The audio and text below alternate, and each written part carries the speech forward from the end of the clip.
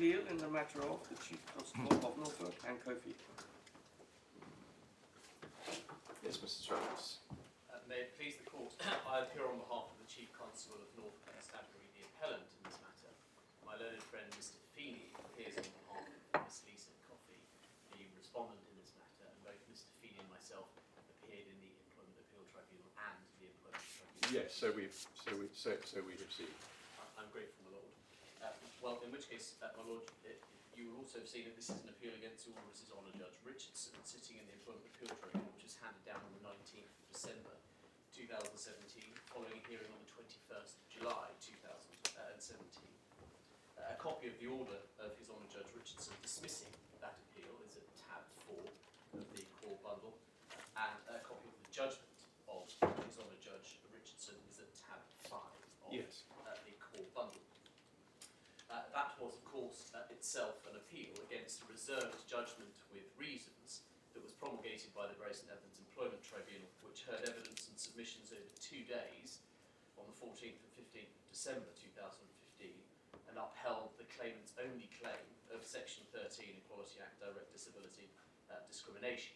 And the reasons are, of course, contained within the core bundle as well. Tab 8, pages 71 to 82, to which we'll, of course, return later. There are 3 grounds of appeal as set out behind the notice of appeal, tab 1 in the core bundle, pages 10 to 12. Yes.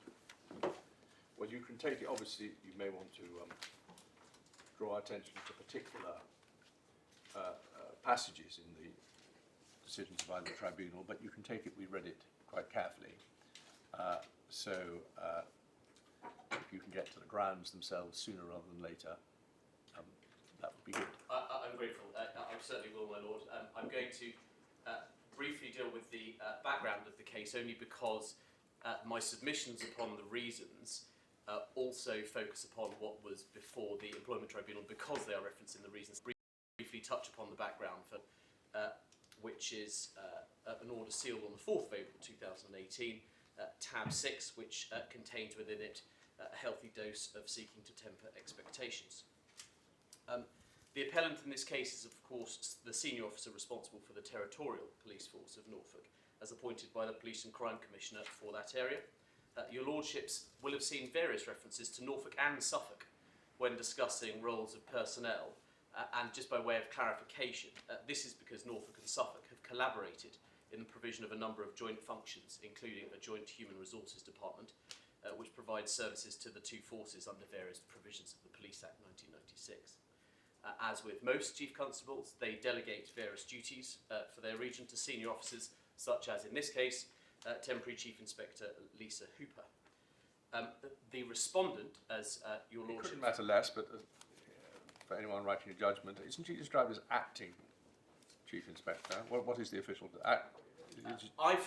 You've called her temporary, but it says acting in the judgment. I've taken her title from her own witness statement, where she describes herself as temporary Chief Inspector. Well, there must be a correct, if someone can just check what the correct thing is, just that we get it right in our judgments, but my Lord, yes. It's hardly the most important point in the case. Yep.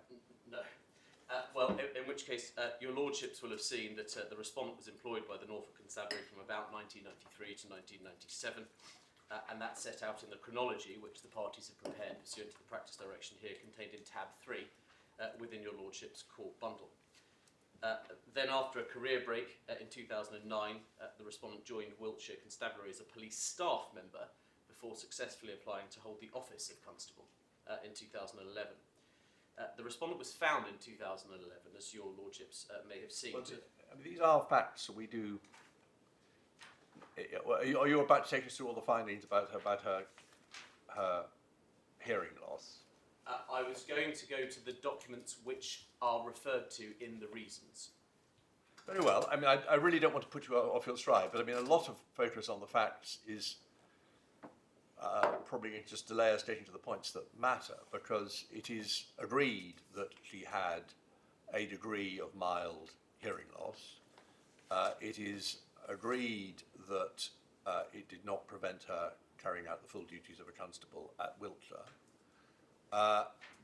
And it is agreed that there had been no material deterioration in the times that we were concerned with. That much is right, isn't it? So, yeah.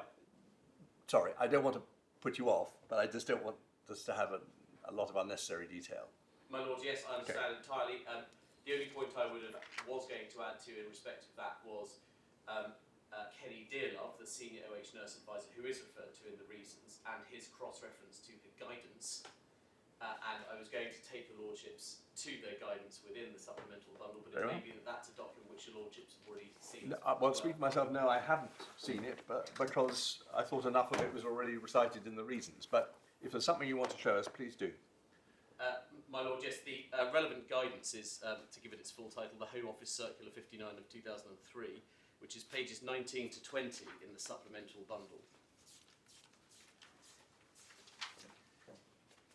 Or at least pages 19 to 20 form the two-page front sheet to that guidance. Yeah. And as at the date of this hearing, my Lord, that guidance remains the guidance which is on the gov.uk website. This is the guidance which is quoted from by the Employment Tribunal, and behind that document sits 16 pages of tables, and the one page which has been included in the supplemental bundle is the one page which Kenny Dearlove quoted from, and then the Employment Tribunal quoted from as well, which is the page found on page 18 of the supplemental bundle, headed ear, nose and throat disorders continued. The quotations from the Employment Tribunal underneath the title include where the concern is raised with some ENT conditions where disruption of attendance, ongoing discomfort, balance or hearing incapacity will have major detrimental effects on the operational role of a police constable. And then the relevant so-called illness/injury/disease is of course in the top box there, which is hearing both ears below standard, which we follow through to the middle column underneath police applicant, which is unlikely to be suitable. And then we follow that through to the right-hand column, having set out in the first paragraph on the right-hand column the parameters for the test, the hearing test. Underneath it sets out what should happen in, or may happen in borderline cases. Yes, thank you.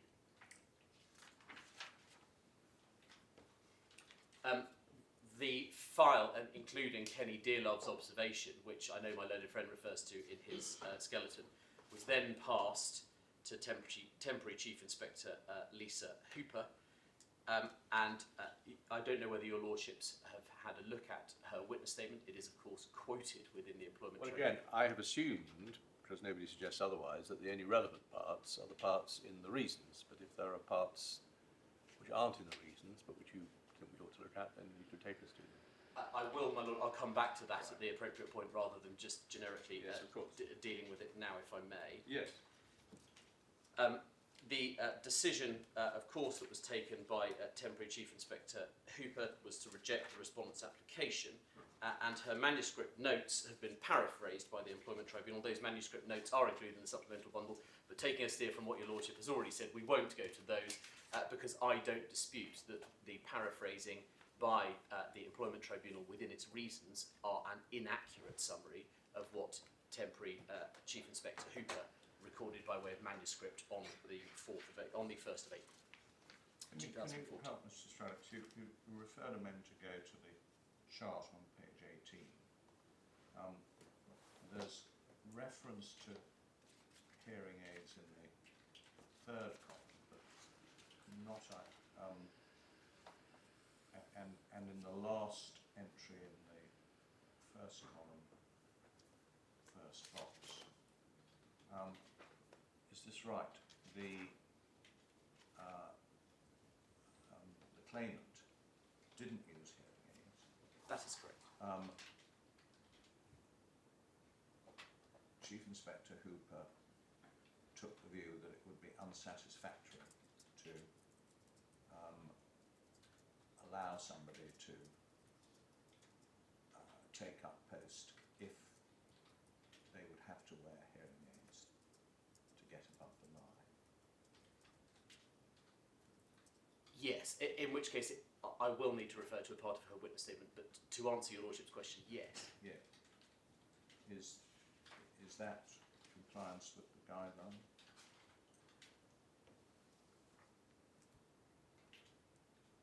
Well, my Lord, yes, because the right-hand column under the notes,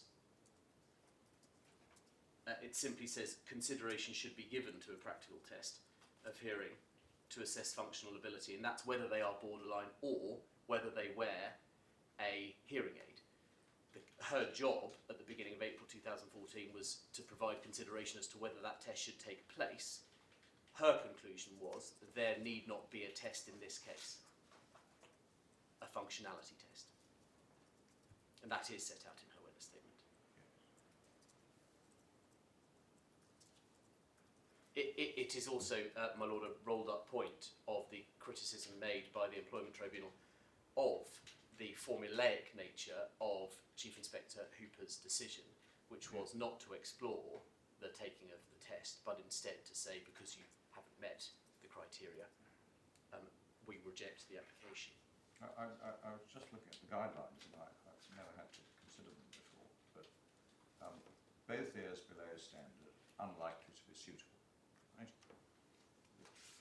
Applicants with hearing aids that bring their hearing above the minimum standard, likely to require information, investigation and assessment.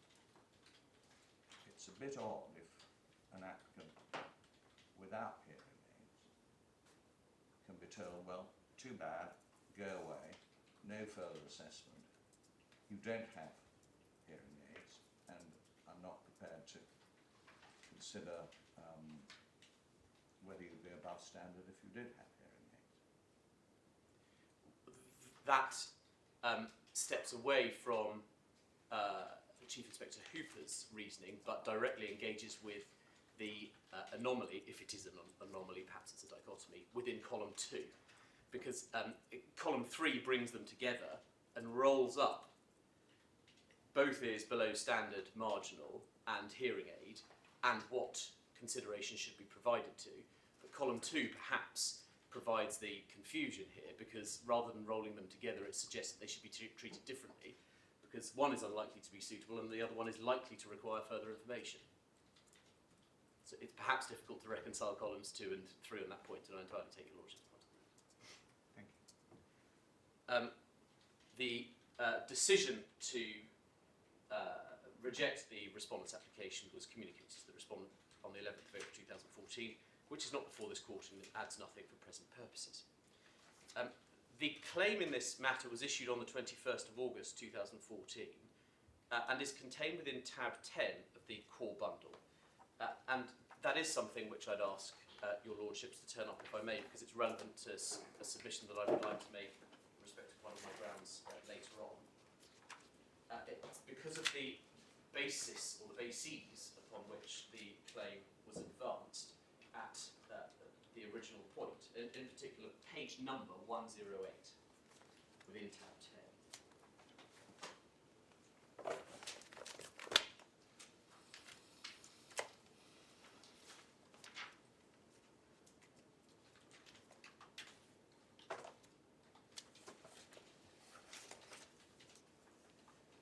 Within paragraph 1 of the particulars of claim, we see how this claim originally started life, with those 4 bases of claim being advanced, and how that claim was put at that point in time. In particular, paragraphs 17 to 19 is something that was necessarily grappled with at a preliminary hearing.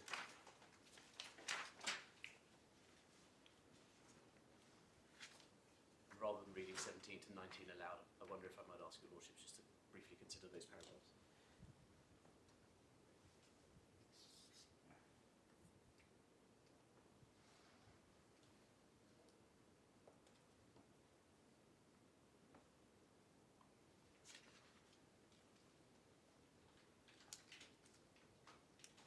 Yes.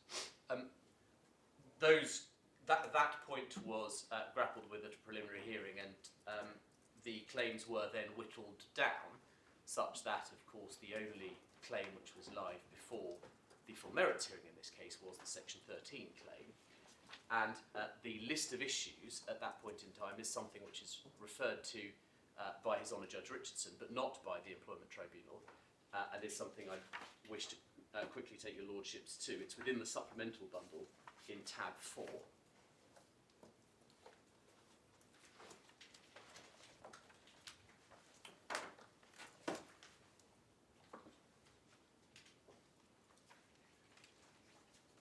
Sorry, we don't have tabs. Oh, sorry, it's page number 38. Oh, to be more accurate, we only have 2 tabs. Oh, I'm one and 2. Yes, okay, I found it. Page 38, it's the last 2 pages, but in particular. Yeah, no, we have page it, yes. 38. Which is cross-referred to by His Honour Judge Richardson. But this is the document which was before the Employment Tribunal, and your lordships will see that paragraph 2 of those issues is really a rolled up version of questions 4 and 5. But with the question as to the hypothetical comparator being separated out as its own freestanding question, and I make this point because I have to come back to it on ground 3, as being separated out as its own standalone question for the Employment Tribunal to consider. The way the Employment Tribunal framed the claims before it, or the issue... Sorry, a point purely of background. I noticed that at that stage, the possibility of a compensatory award was floated. By the time we get to the tribunal's reasons, it's all about recommendations. Is that because the claim was dropped? No, there was a further hearing on remedy. Oh, sorry, I didn't pick that up. It's not in the bundles. There was a further remedy hearing. No issue turns upon that. That matter is resolved and just awaiting the outcome of this appeal, in essence. So there is a compensatory award in this case. Are we allowed to know what it is? I have no problem with that. I don't know it off by hand. Do you know it? It's 20-something. We can provide your lordships with the precise figure. Okay. Thank you. Sorry, going back to where you were. So the list of issues is as matters were put before the Employment Tribunal. The way the Employment Tribunal framed the issues is contained in paragraph 28 of the reasons, which is within tab 8 of the bundle, page 80.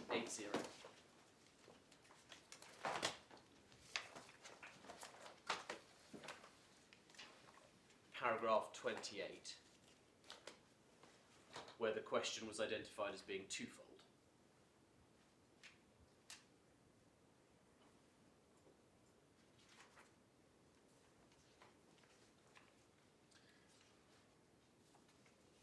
There weren't written submissions either by way of skeleton argument to the hearing or in the following the argument. My learned friend. I did a skeleton for the final hearing. There wasn't written submissions in the sense that we made all the submissions on the second day. Yeah, well, it would be in a short hearing I would expect written submissions. No, I can't remember, and I did dig out my papers, whether my learned friend did a skeleton argument. It doesn't matter, but sometimes when you have things that seem a bit anomalous, such as the fact they boiled down the list of issues into, well, it may be that actually reflected some of the submissions made to them. I just wondered whether that was the case here. I don't want to say the point without checking that document, but the issue of a comparator here, which is in particular the issue which has been boiled out of paragraph, the reasons by the time the issue by the time we get to paragraph 28. That is something which was still live at the end of this hearing. It had not been conceded by the then respondent, now appellant, that was an issue which didn't require determination. Yeah, fine. So the change in the list of issues was not as a result of any concession in the written or oral submissions. Okay, that's fine. I defer to my learned friend because I don't in any way want to mislead anybody, but I certainly don't recall the comparator being an issue that had been capitulated or resolved by the point at which submissions were made on day 2. And I think Okay, thank you. His Honour Judge Richardson noted that the issues have been distilled down to a twofold basis. Paragraph 16 of his judgment, he described that distillation as not being inaccurate, but omitting, firstly, the express consideration of a hypothetical comparator, and also the burden of proof, to which, of course, I need to return later when dealing with ground 3. Before leaving those reasons, the issues identified for determination in paragraph 28 in my submission are restated in paragraph 30, still on page 80, where the Employment Tribunal doesn't expand upon them but restates that twofold basis. Paragraph 31 of the Employment Tribunal reasons does not identify the findings as to the reasons for the rejection of the application to transfer. But the Employment Tribunal plainly saw fit to point out the emphasis that Temporary Chief Inspector Hooper placed upon the Home Office guidelines, having set that out twice within paragraph 31. Having quoted from the guidelines, there is then a finding of fact in my submission at paragraph 34, and that finding of fact is pertinent for my submissions later on, which is both in terms of how the ground should be decided and also, if the appellant is successful, what your lordships ought to do as a result of it. Within that paragraph 34, the finding of fact is that Temporary Chief Inspector Hooper knew that the respondent was performing frontline policing duties in Wiltshire without any problem or any period of absence and without any adjustments. With paragraph 35 being a rejection of a direct inquiry made of Temporary Chief Inspector Hooper. But then flowing into the nub, or as His Honour Judge Richardson described them, the key parts of the reasons at paragraphs 36 to 38.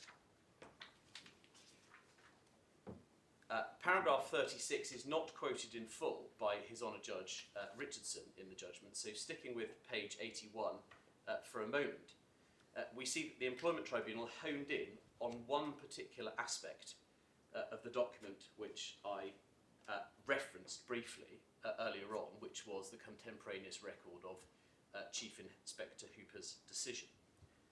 The part that the Employment Tribunal hones in on here is contained within the quotation marks at the end of paragraph 36.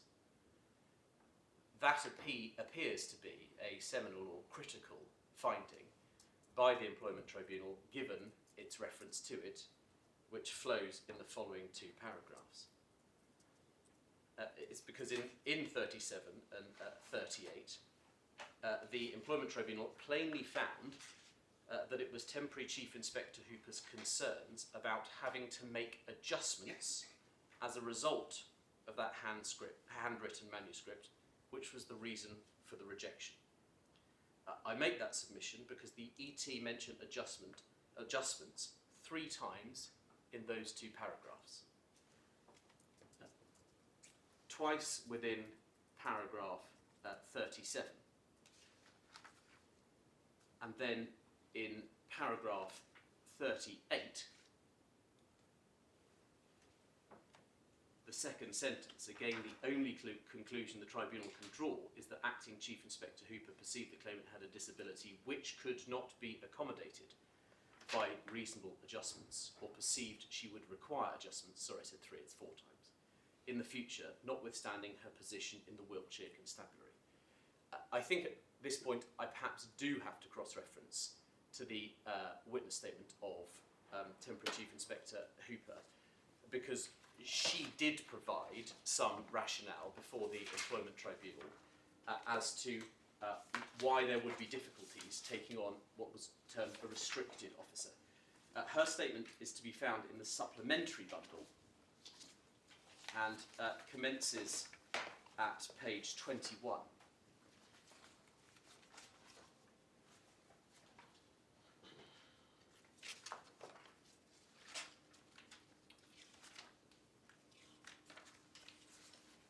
The most relevant paragraphs for the purposes of my current submission start at 17 and flow up to paragraph 20.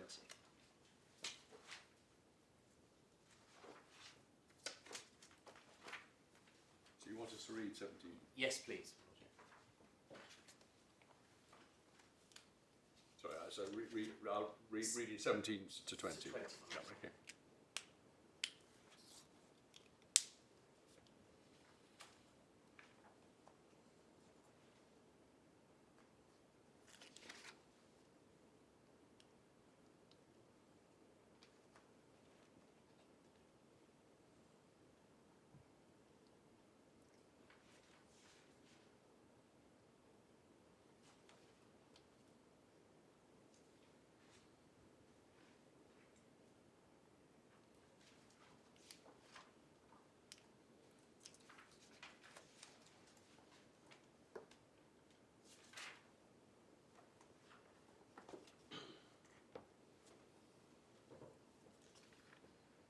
Yeah.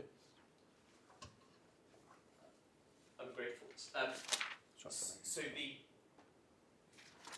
So the finding by the Employment Tribunal that Temporary Chief Inspector Hooper was concerned about a potential need to make adjustments at a point in the future and how that might be accommodated and concerns as to whether that could be accommodated. Those were plainly available to it on the facts. Yeah. Which is, of course, relevant to my ground 3, which I'll come to after I've dealt with the first 2 grounds.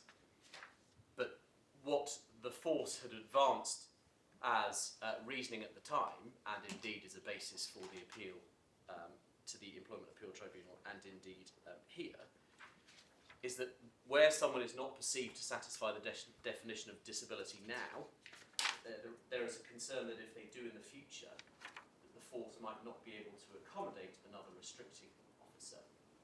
Is that act an act of direct disability discrimination which can never be justified? Right.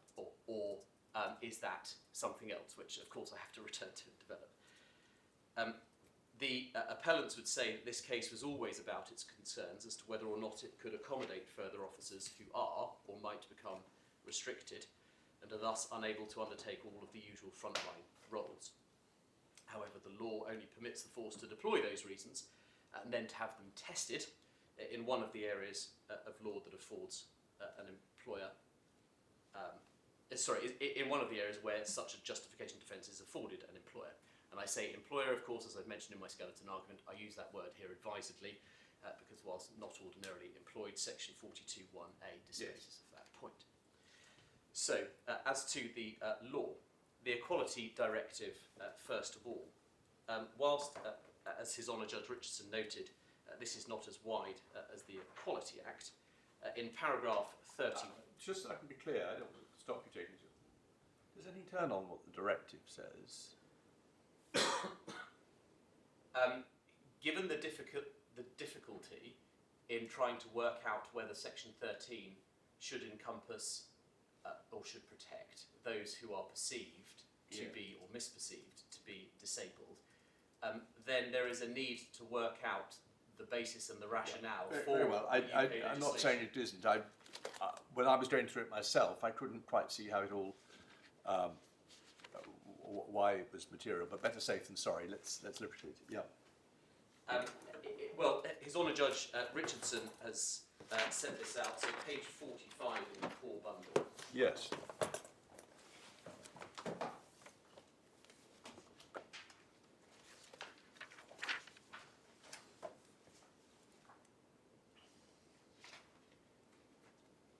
Where it is appropriately and properly summarised at paragraphs 31 through to 33, with an observation at paragraph 34 that there is no provision akin to section 15 of the Equality Act, but it does contain contain provisions akin to 20 to 22. One of the reasons why the Equality Directive is relevant later on is just in case your lordships might say to me, well, what does this mean for people in the respondent's position?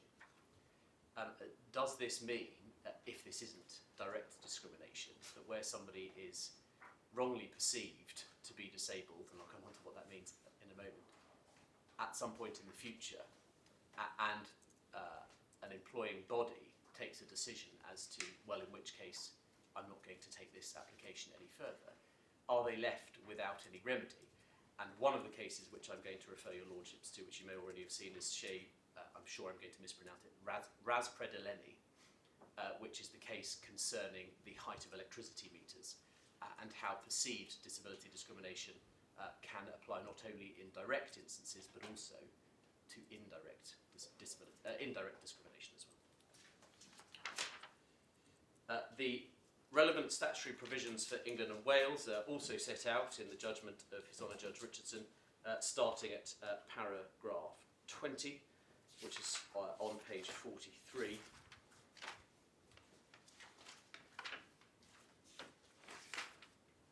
And rather than formulaically reading those out now, I'll come back to the various aspects of it as I make my submissions. So I turn now then to the overall notion of perceived disability discrimination, since this runs through the various grounds of appeal. This is, of course, a term that has been coined and may by some be considered to be a confusing title because it's not in fact based upon a perception, but rather a misunderstanding or a misperception. But in any event, that is one title that has been given to it in some of the authorities so far. As I identified in my skeleton argument at paragraph 15,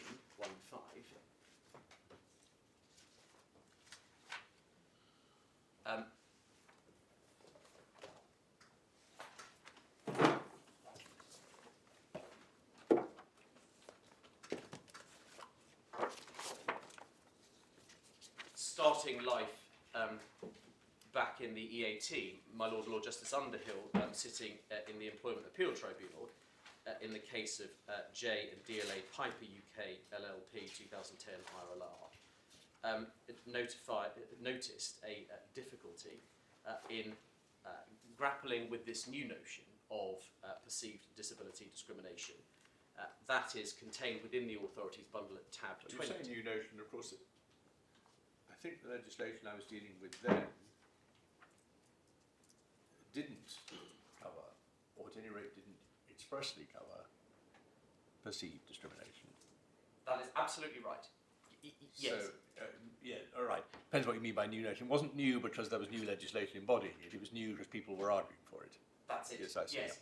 And was something which had not been grappled with before, and your Lordship was being asked to grapple with as President of the Employment Appeals Tribunal at that time and felt unable to do so without a reference at that point. Well, in order to bring that more up to date, and as up to date as my learned friend and I can find in the authorities, there are more recent authorities being added to the bundle, and one of those is the one at tab 31 of the authorities bundle, which is Peninsula Business Service Limited and Baker from 2017.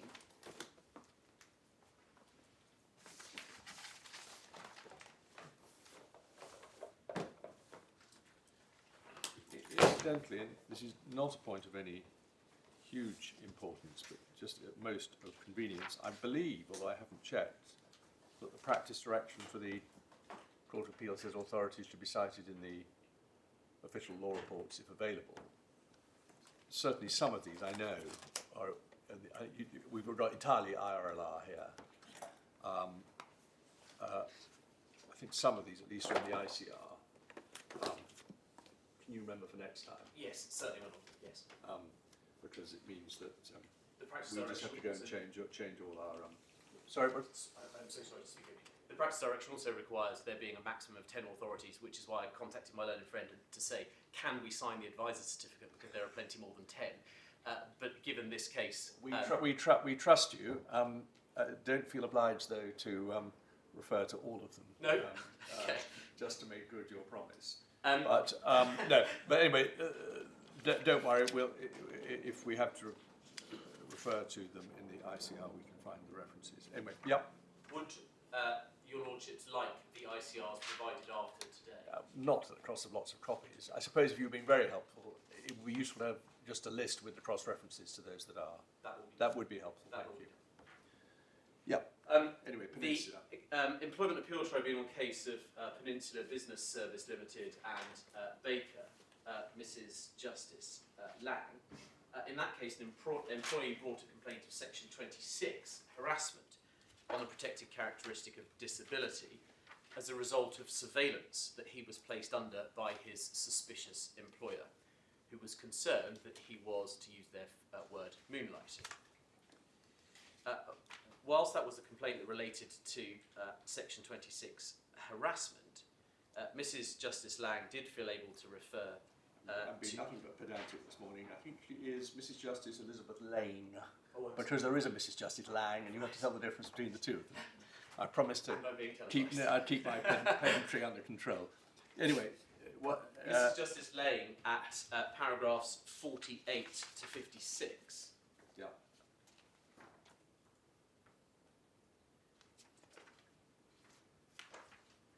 Yes. Dealt with the argument that was before her ladyship relating to perceived disability in circumstances where there was in fact not one which would qualify. It runs from 48 to 56, but the summary is in 56, where Mrs. Justice Lane says, I prefer the respondent's submissions on the first issue, in my judgment, for the purpose of the directive. And Shall we just read the whole paragraph? yes, I'm grateful.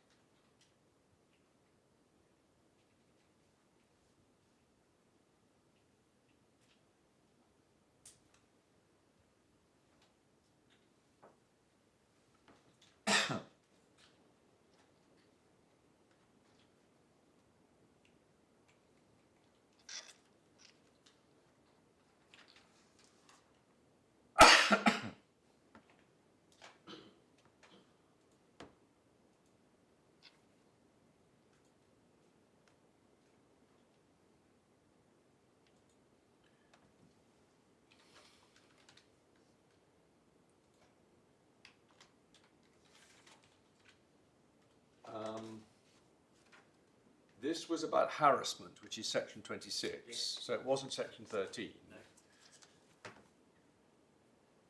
In cases under section 13, the position is put beyond doubt by section 24.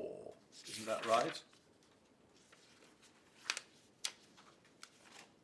This for some reason isn't. Have I misremembered the reference?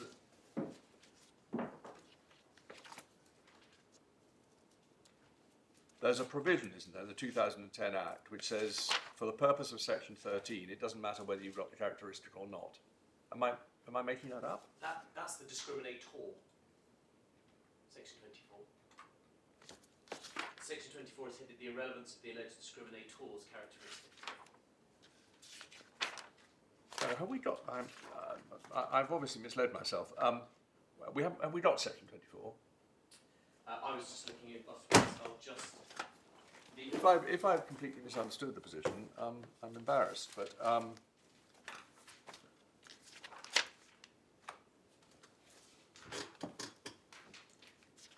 You don't have section 24 in your. my lord does.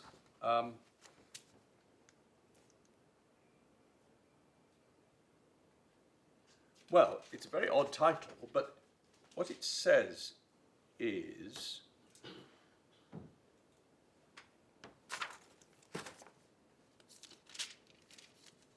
Oh, right. A is the discriminator. Yes. Well, I have. Not discriminatee. If that's not the right word, but hopefully your lordship will understand. No, you're right, and I had misled myself, but I thought I was led to it by something else, but not by you anyway. Well, it's a point which I confess to beginning to make in front of His Honour Judge Richardson, when His Honour Judge Richardson said to me that A, in section 24, is the person who is meting out the discrimination in section 13, not the person who is on the receiving end. So it's yes, well, I'd never focused on it in its true meaning, but so it's meant to mean black people can discriminate against black people, or women can discriminate against other women. That, yeah. Yes, I confess to not having looked at Hansard to know why. Saying, but I'm sorry. you wouldn't think it needed saying. No. So, and I haven't looked at Hansard, and I can't. But anyway, it's irrelevant for our purposes. But I'm glad you Yes. pointed that out, because I had been, in my pre-thinking, I had been attaching some importance to that. In which case, back to Mrs. Justice Lane. Yes, thank you. The counsel appears to have been trying to argue before Mrs. Justice Lane the very point which your lordship challenged me on about 10 minutes ago was that your lordship was dealing in that case, when sitting as the president of the Employment Appeals Tribunal, under earlier legislation, or previous legislation, not the Equality Act, so the Disability Discrimination Act 1995. But Mrs. Justice Lane, as we see very clearly from the end of paragraph 56, says that doesn't add anything. That doesn't put me in any better position. In fact, I think that's even more problematic.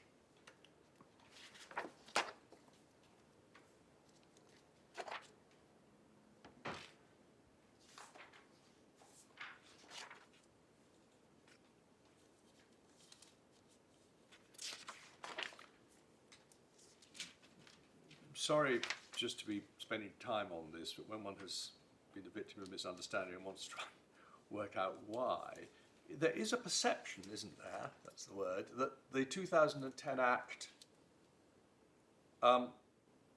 removed the uncertainty about perception discrimination. And I had wrongly thought, yes, well, that's because of section 24.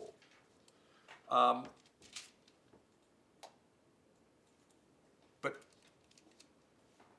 otherwise, it's in precisely the same terms as the definition of direct discrimination in the earlier legislation. Is that right? Except that it uses because of rather than on the ground that. But there's lots of authority. Those two things mean the same thing. That's it. I agree on all of those points. But Yes. it didn't grapple with perception, because by that point, what had gone to Europe and what had been dealt with at Europe was associative discrimination. Yes. Can you help me just with this in the legislative history? The original Disability Discrimination Act didn't have direct discrimination at all.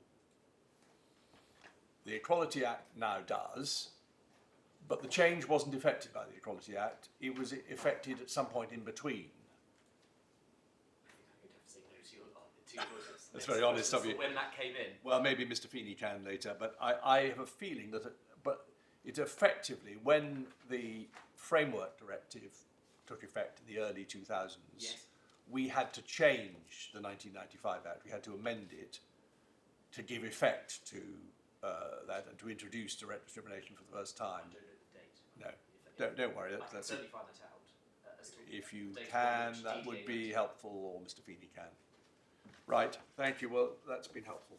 I rather stopped you making the points you wanted to make on the Peninsula case. Could I ask you a point? Yes. And I speak as someone who does not profess expertise in employment law. But could you help me on this so I can work out the direction of travel? Just suppose in this case, Miss Coffey had indeed been profoundly deaf. And Norfolk said, I'm sorry, we can't take you. You're profoundly deaf. Now, that wouldn't be Section 13 discrimination, I would imagine. The reason why she's not been taken on is because she's profoundly deaf. She's not able to perform the required duties. That'd be Section 15. Yes. So why does it become different? And is direct discrimination when it's a perception case? I'm not quite at the moment understanding conceptually how it works. I think, to answer your lordship's question, question, it's because the language in section 15 is insufficiently broad to encompass those who do not have the protected But characteristics. it seems odd. If you take an example that she was, fortunately she wasn't, supposing she had indeed been, on any view, profoundly deaf, Yes. and thereby unable to perform, and was turned down, section 13 argument would not run. It would be section 15, justification and so on. And I'm still not working out why it will become section 13, just because it's a perception of a disability case. I don't understand the underpinning rationale for that. On those, I have to go back to my earlier argument, which is Maybe it can't survive on section 15. Have to confront this as well. So I put down the flag for him also. But are you able to discuss this? No, other than to repeat my earlier point, which is that claim can't survive. Sorry, this claim can't survive as a section 15 because the language contained in section 15 is insufficiently broad to cover somebody who comes in front of an employment tribunal and says, was not at the material time disabled. But why could it be section 13? Because That's my point. because of the language used there. In section 13, it's because of the words which are used because of a protected characteristic. Yeah, you're arguing against yourself. This is not your point, but you're saying that's what the case you have to meet is. Is that Yes. right? Yes, Yeah. yes. Quite. And I agree with the notion that if an individual is completely deaf and is rejected because the police force can't accommodate somebody who is profoundly deaf, if that is the finding, then I agree with your lordship that oughtn't to be categorised as section 13. That ought to be categorised as section 15 or a section 19 claim. And then the reasons advanced as to why we can't accommodate that individual are fully deployed and tested. Absolutely. You had a chance to explain yourself. Absolutely. Which is otherwise strictly removed under section 13, because the only way you get to justify that is age discrimination, which is not relevant here. Mrs. Justice Lane, at the end of paragraph 56, was of the opinion that the change in wording between the DDA 1995 as amended to encompass the Equality Directive to the Equality Act 2010 was insufficiently clear to provide her with, her ladyship with guidance, and that is, of course, the basis for this appeal before your lordships today. Before I go into grounds 1 and 2, which, as I've done in my skeleton, I've rolled together, I would like to make, if I may, or pose, if I may, 2 examples which make or support my point. The first is, what of an employer who is faced with an employee in a manual job who has a broken ankle and who wrongly suspects that this will cause issues for years to come with that employee's ability to undertake his work and therefore dismisses him? The appellant submits, and I hope that I will make good on this as I go through my grounds of appeal, that if that employee were able to claim perceived direct disability discrimination, and I'll just keep using that term, perceived direct disability discrimination at the moment, even though there are a multitude of phrases used for it. The appellant submits that this would be a surprising consequence and extension to the protection afforded to employees beyond the scope that was ever intended or which one can read from the Equality Framework Directive.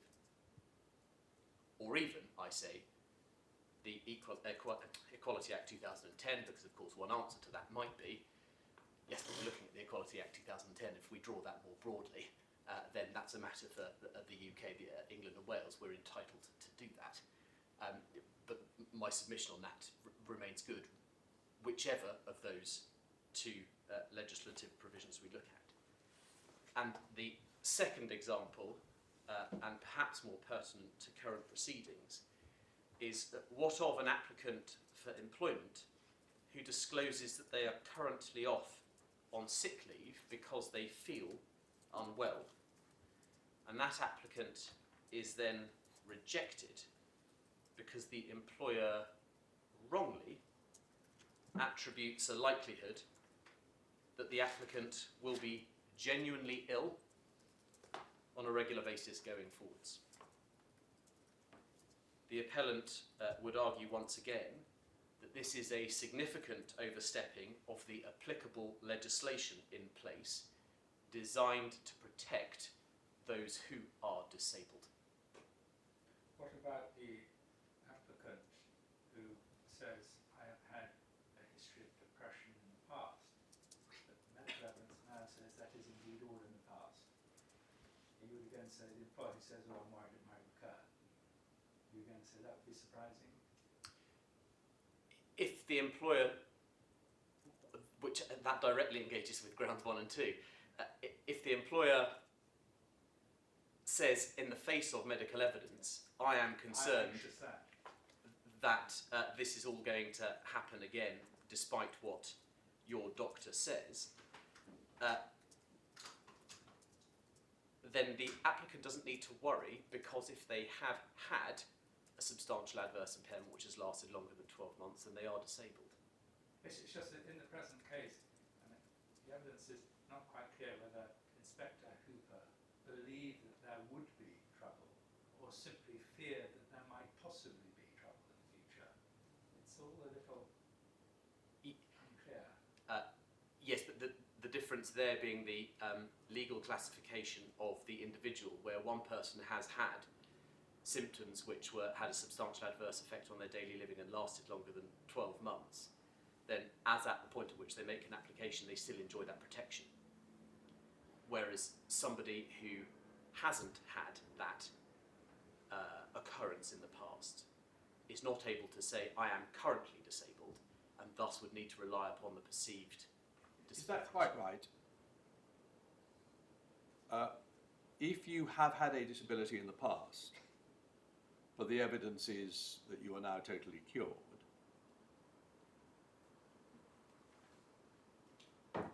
it is unlawful to discriminate against you on the basis of a past disability, but that's because of a particular provision saying so, isn't it? It's not that you are currently regarded as disabled. Have I got that wrong? No, that's right, because of the use of the indefinite article in section 13. So whether... Oh, is that's the only reason, is it? Yes.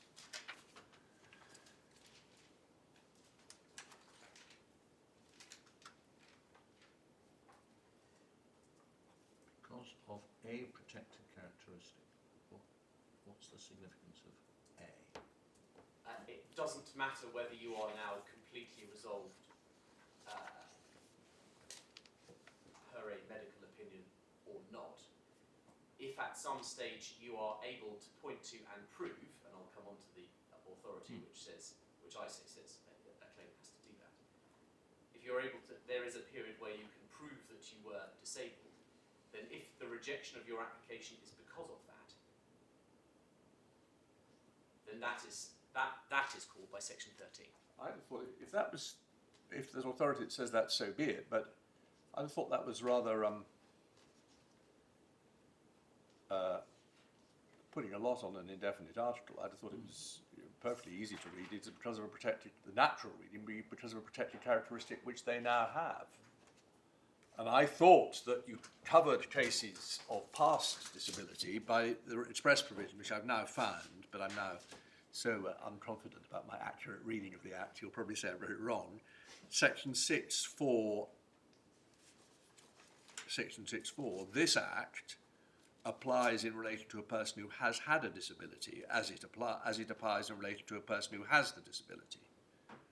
Accordingly, a reference, however expressed, to a person who has a disability includes a reference to a person who has had the disability. So my Lord's example that he put to someone who had a history of depression, which at the time did satisfy the requirements, lasted more than 12 months, whatever, would be protected forever against anyone discriminating against them because of their past disability. But that's because of 6.4, not because of in 13.1. And that's better too, because it gives them protection in section 15 and other situations.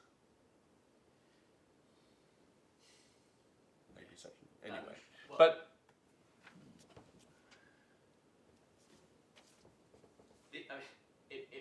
be that We're 6.4 getting slightly doesn't off. add much. Sorry? It might be that 6.4 doesn't add much if a claimant is able to establish that because of a disability which they had previously, which they have had medically resolved now, if the potential employer, discriminates against that individual because of that backwards-looking event, then 6.4 doesn't add anything there. 6.4 broadens the ambit of protection, but it isn't strictly needed, because if the Employment Tribunal is satisfied that the employer has looked backwards, has seen the disability and is fearful of it, and rejects because of the disability, leaving aside the Section 15, Section 19 point, then that's caught by Section 13. Well, all right, but that rather begs the question. If what I was suggesting to you, Section 13.1 on its natural meaning, and without reference to Section 6.4, only means a current disability, then Section 6.4 is needed to cover cases where you're, and in a way, the existence of Section 6.4 slightly, though not decisively, reinforces the natural reading of Section 13.1, which is on the whole Parliament. If Parliament thought it was covered by Section 13.1, it wouldn't have needed to put in Section 6.4. Anyway, that's all. Although I think all these things are interesting because you need to fit it into a whole. I think that's slightly away from the situation we're in now, isn't it? Yes. Yeah. So to cross-refer those examples that I made, I just wish to do that by reference to paragraph 20 in my skeleton argument.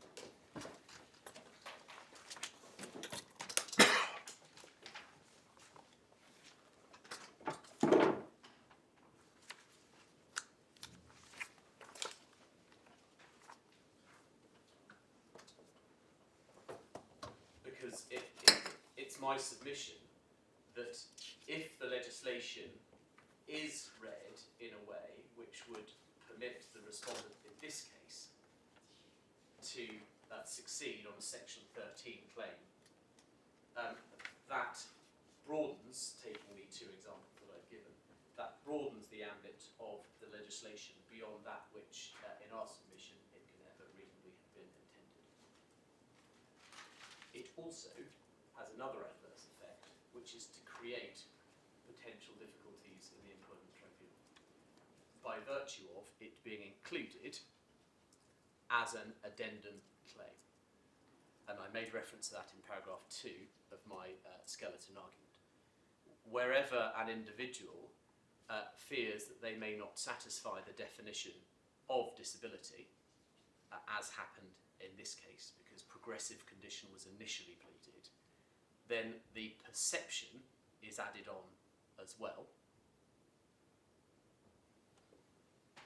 which opens up an avenue of extra cases which would otherwise be determined at a preliminary hearing or at a final hearing when it's found that the claimant doesn't satisfy the Section 6 or Schedule 1 definition. That would only be in Section 13 cases? Sorry, my lord? That risk is only in Section 13 cases. Is that right? And subject to your lordship's decision on, or view, if you reach one, on Shea res pradalene, where the ECJ appears to suggest that perceived discrimination can be applied to indirect discrimination. Subject to that point, then, to answer your lordship's question, yes, only to Section 13. Certainly couldn't apply in Section 15 because that talks about in consequence of B's disability. It must mean the disability you actually had. That's right. And as His Honour Judge Richardson noted, Section 15.1 can't precisely find in the originating directive.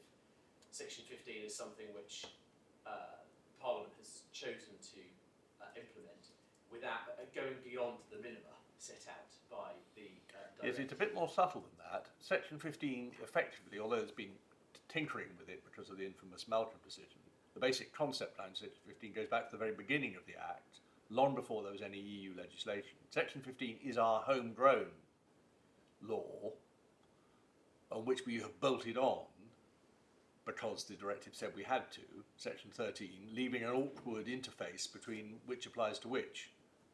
Yes. Yeah.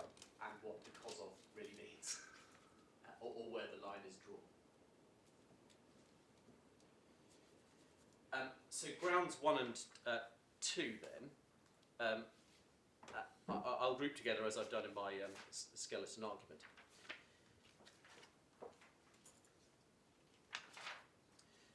A good place to start in exploring how the law on this topic is currently viewed is contained within the relevant paragraphs on perceived disability discrimination in a book that I was directed to by His Honour Judge Richardson at the hearing where he granted, the 310 hearing, where he granted the appellant permission to proceed to a full hearing, which is Monaghan on Equality Law, 2nd edition.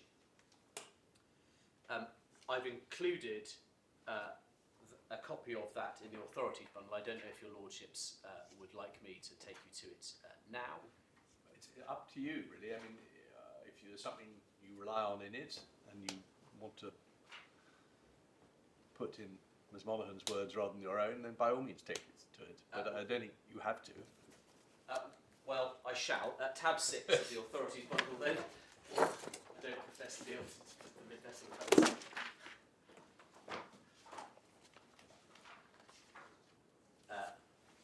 Numbered page at the bottom right, 119, paragraph, or subparagraph, sorry, 634.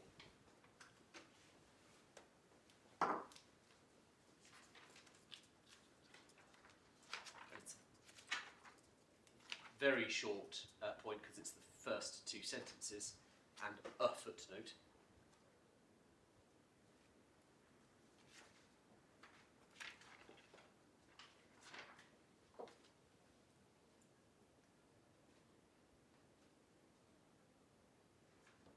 Yeah. With the footnote cross-referring to Lewisham, LBC and Malcolm, which your lordship has already referred to. And just to make good on this point, then, because it's just one which paragraph. footnote refers to Malcolm? Sorry. Footnote 111. 111, yes, so sorry, yeah. Which is contained in paragraph, tab 14 of the authorities bundle. And just to make good on this point, it's at paragraph 86 of that judgment. Of which? Of the Malcolm judgment, which is at tab 14, my lord. This is Lady Hale's judgment, which was dissenting. Yes, that's right.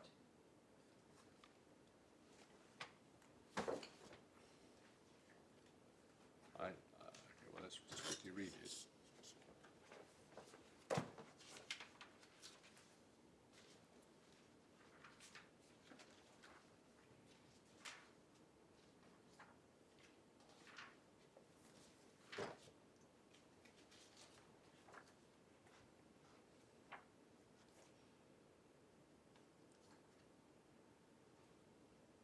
So this is dealing with the predecessor of section, well, complicated, it was a housing case, it wasn't an employment case at all, but it was dealing with disability-related discrimination, That's right. what would now be section 15 in the employment context, yes.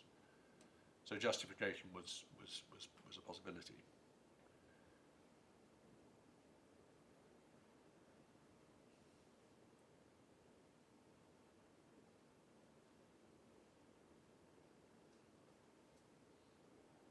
So, I'm being slow. What point are you making?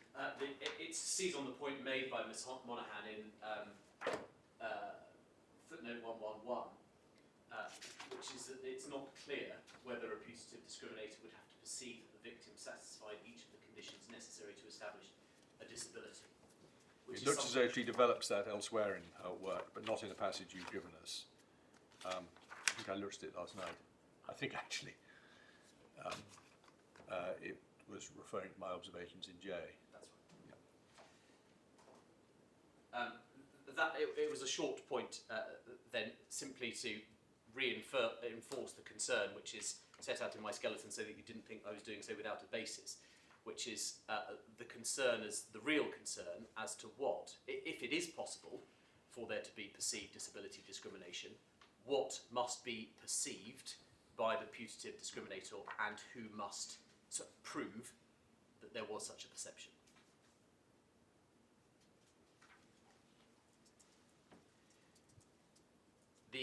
Given the current uncertainty, that was the basis upon which, in the appellant submission, it was relevant to have a look at the passage of the Equality Bill through Parliament, which is why it was referred to in my skeleton argument at paragraph 28.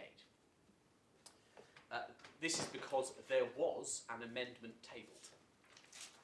And why is it legitimate for us to look at the parliamentary history?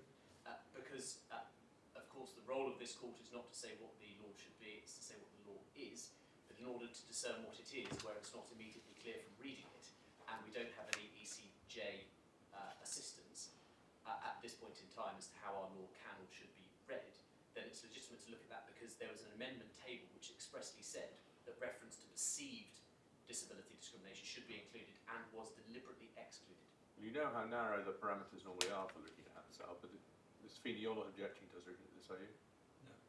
Well, let's look at it, Devenia. Great. It's contained in paragraphs 30 and 31 of my skeleton argument, and tab 4 of the authorities bundle.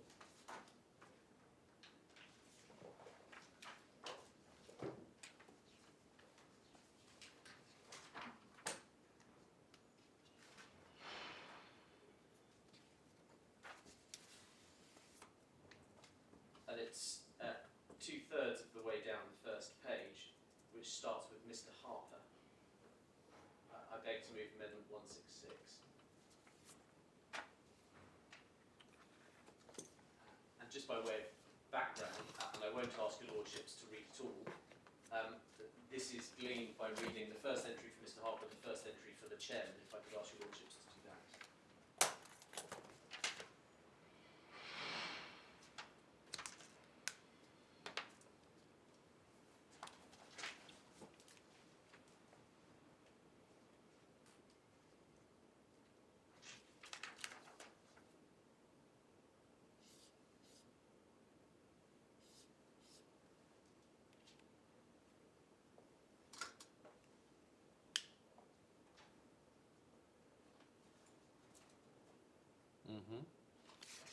And then on the second page, the Solicitor General's answer, halfway down the page.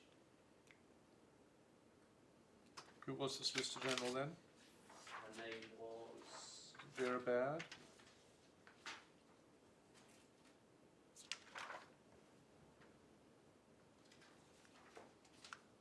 Well, let's not spend time on that now, I just wondered who it was. How much of this do you want us to read? Just the Solicitor General's answer, so down to Mr. Harper, please.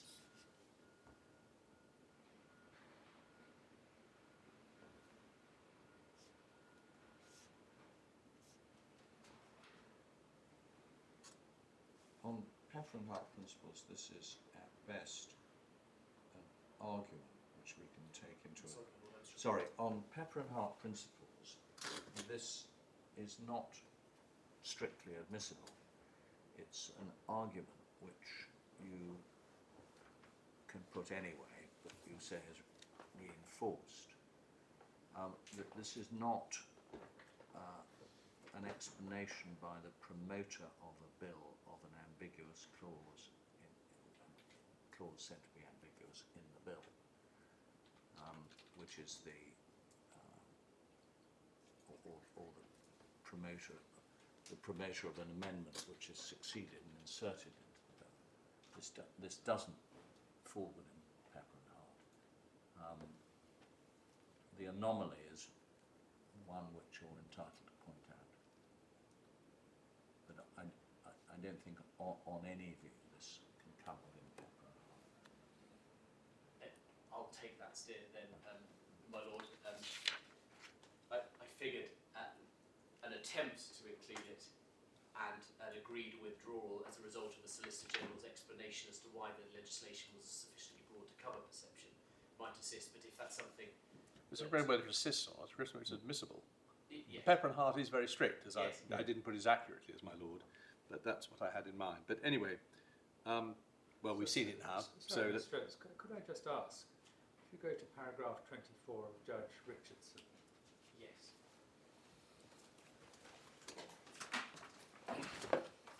where he summarises the legal position as he sees it.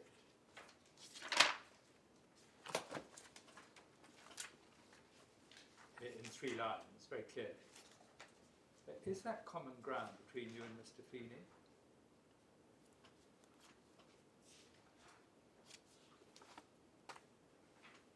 Section 13 does not require that B has the protected characteristic, only that A treats less favourably because of the characteristic. It is therefore sufficiently wide to cover a case where A treats B less favourably because of the perception that B has the characteristic. I just want to clear, is that common ground between you and Mr. Feeney?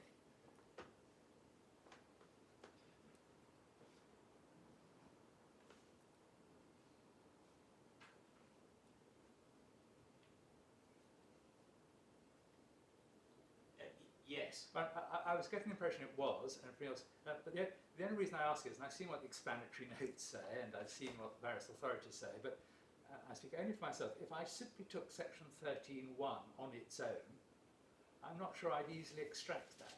Because what you are reading it as means is that person A discriminates against another B if because of a protected characteristic, square brackets, or because of a perception of a protected characteristic, close square brackets, A treats B. So words are being notionally written in.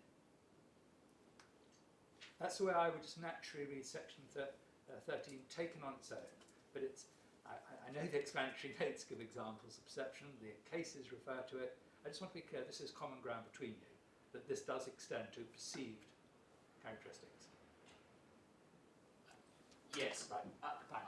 Thank you. I don't submit and can't submit that the use of the word A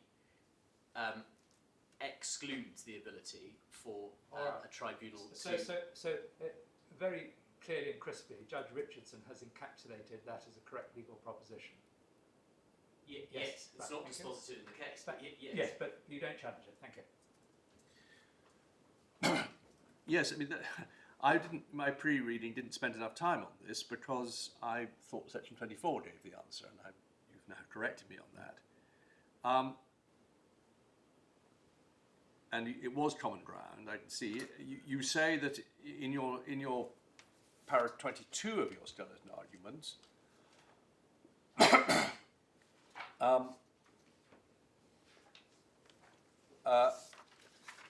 you say, since the coming into force of the Equality Act 2010, the direct test for direct discrimination is because of, they need not have the characteristic in question. So that's in line with the concession you just made. But you refer to Harvey. You haven't got that? I think that passage is in the bundle. We can have a look at it. No, I don't. What? Can you remember what it says? It puts it on the same basis? Is it simply that the language, or because of a protected characteristic on its natural reading, contrary to my lord's first impression, covers it? I don't want to misquote. The thrust, yes. Otherwise, I couldn't have made paragraph 22. No, I'm sure you noticed it, but I just But I Okay. don't want to guess at that, and I can certainly provide your lordship. But I'm a little puzzled, and I'm sure it's about your, because wasn't what I've obviously misunderstood why you were taking us to Taylor, not Taylor, sorry, to Peninsula, because wasn't Mrs. Justice Lane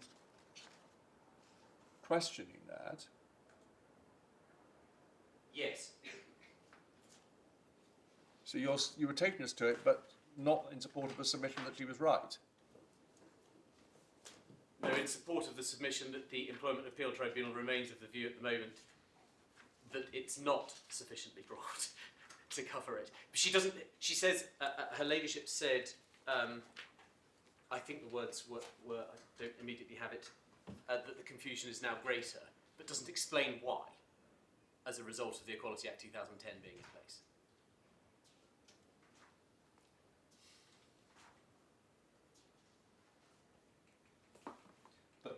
forgive me, just so, is this a fair summary of your position? You are aware of authority, initially my case in J, and now reinforced by what Mrs. Justice Lane has said, which questions whether the original statutory language or its replacement is wide enough to cover perceived discrimination. But you are not jumping on that bandwagon. I am not, no, because of the use of the word A. I feel unable to do so. My challenge comes with what does that mean, if it is sufficiently broad. Yes, okay.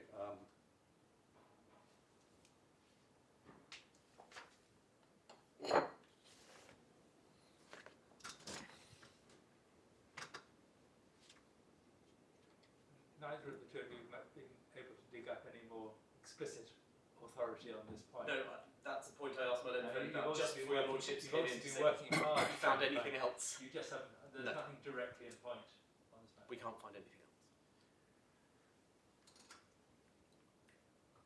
It's quite odd. Quite seeing where Mrs. Justice Lane came out in para 56 is difficult because she of Peninsula. She starts with the directive, and she says that it is to prevent discrimination. One, what I might call the vanilla case, and then two slightly fancier cases. To A being an actual protected characteristic, whoever, so that would cover what we might call associative discrimination, you know, the mother of a disabled child or something like that. And then and B, the concept of a protected characteristic. It's a slightly odd phrase, but she glosses it. The language of the directive of 2007 accommodates cases where the protected characteristic is possessed by someone other than the claimant. Yeah, that's associative. It also accommodates cases where a protected characteristic is attributed by the discriminator or harasser to the victim. So that's, she uses the phrase conceptual, but that's what we've been calling perceived, isn't it? Yes. In such a case, that's a perceived case, the concept of the protected characteristic causes the discriminator or harasser to act as he does, even if the protected character is not possessed. But, so up to that point, she seems to be on board with your concession. Yes. But then she says, but that's a problem with Section 6 of the old Act. No, the 2010. And, sorry? No, the 2010 Act, not the old Act.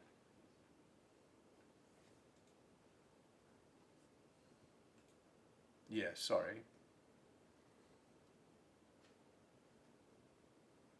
Well, my case wasn't, of course, about the old Act, the new Act. I should say I'm not persuaded his reasoning hinges on the old statutory language. A conclusion unwanted conduct related to disability was claimed by the claimant not accepted is even more problematic. Am I being slow? It slightly seems to point in different directions. Or is there some subtle distinction I'm missing? When I made my submissions relating to that case, I was in essence trying to portray an accurate picture to your lordships by bookending how the ET and the EAT perceive, that's an awful word to use, how they consider the current state of law to be on attributed disability discrimination, which was concerns when in your lordship's case in J, and at the other bookend, Mrs. Justice Lane still perceived. Yeah, no, I see that, but what is she saying there? She seems to be saying in the first half it definitely covers perception discrimination, though she prefers a different phrase, conceptual discrimination. But then she says she agrees with me that it's very problematic in the case of disability. But perhaps she just means it's problematic to apply. But I don't know. Okay, we'll have to puzzle over it. We're not bound by it anyway. No. Thank you. Which leads me on then to the proving of a disability in what I hope your lordships will forgive me if I refer to as being a more run-of-the-mill disability discrimination case. The simplest way for me to do that in my submission is to take you to the Supreme Court judgment in Hewage and Grampian Health Board, which is at tab 23.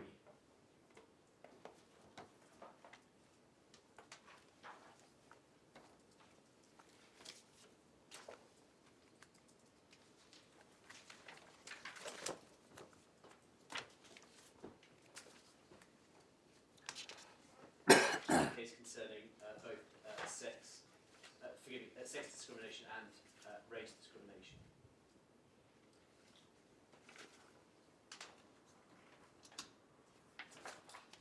But in particular, the paragraphs that I wanted to draw to your lordship's attention today are in the judgment of Lord Hope, with whom Lady Hale, Lord Mance, Lord Kerr and Lord Reed all agree. Paragraph 24 and 25. Paragraphs 24 and 25 given.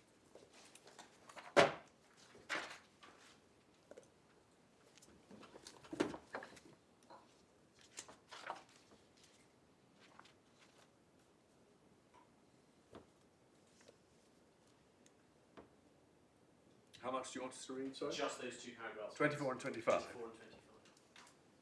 It's to make a short point about initial proof.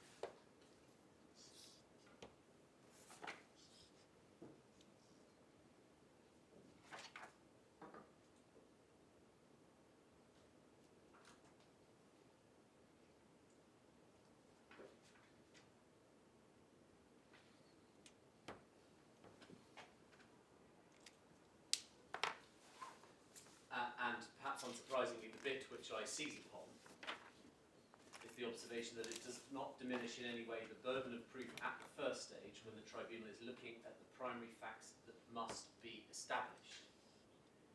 Just because this is a misperceived or perceived or an attributed discrimination claim does not, in my submission, eradicate that initial requirement. The question, the more nuanced question then in my submission is, what does that mean when somebody says, I don't have a disability, but you perceive that I did? Don't you just apply the burden of proof to that question in just the same way? You ask, if this is a perceived discrimination case, assuming that's available to you in law, you simply ask, are there facts which prima facie show that you were discriminated against because the defendant thought you had a disability? And then the burden shifts on him saying, no, that wasn't the reason I discriminated against you. Why is this a particular point in this case as opposed to any other case? It's relevant to the ground one in paragraphs 36 and 37 of the reasons. Because the nearest the Employment Tribunal came in this case to dealing with that first stage is set out at the end of paragraph 36, which is the quote from the contemporaneous record of temporary Chief Inspector Lisa Hooper's memorandum about the transfer of risk assessment. Well, no, there's more than that. There's her evidence.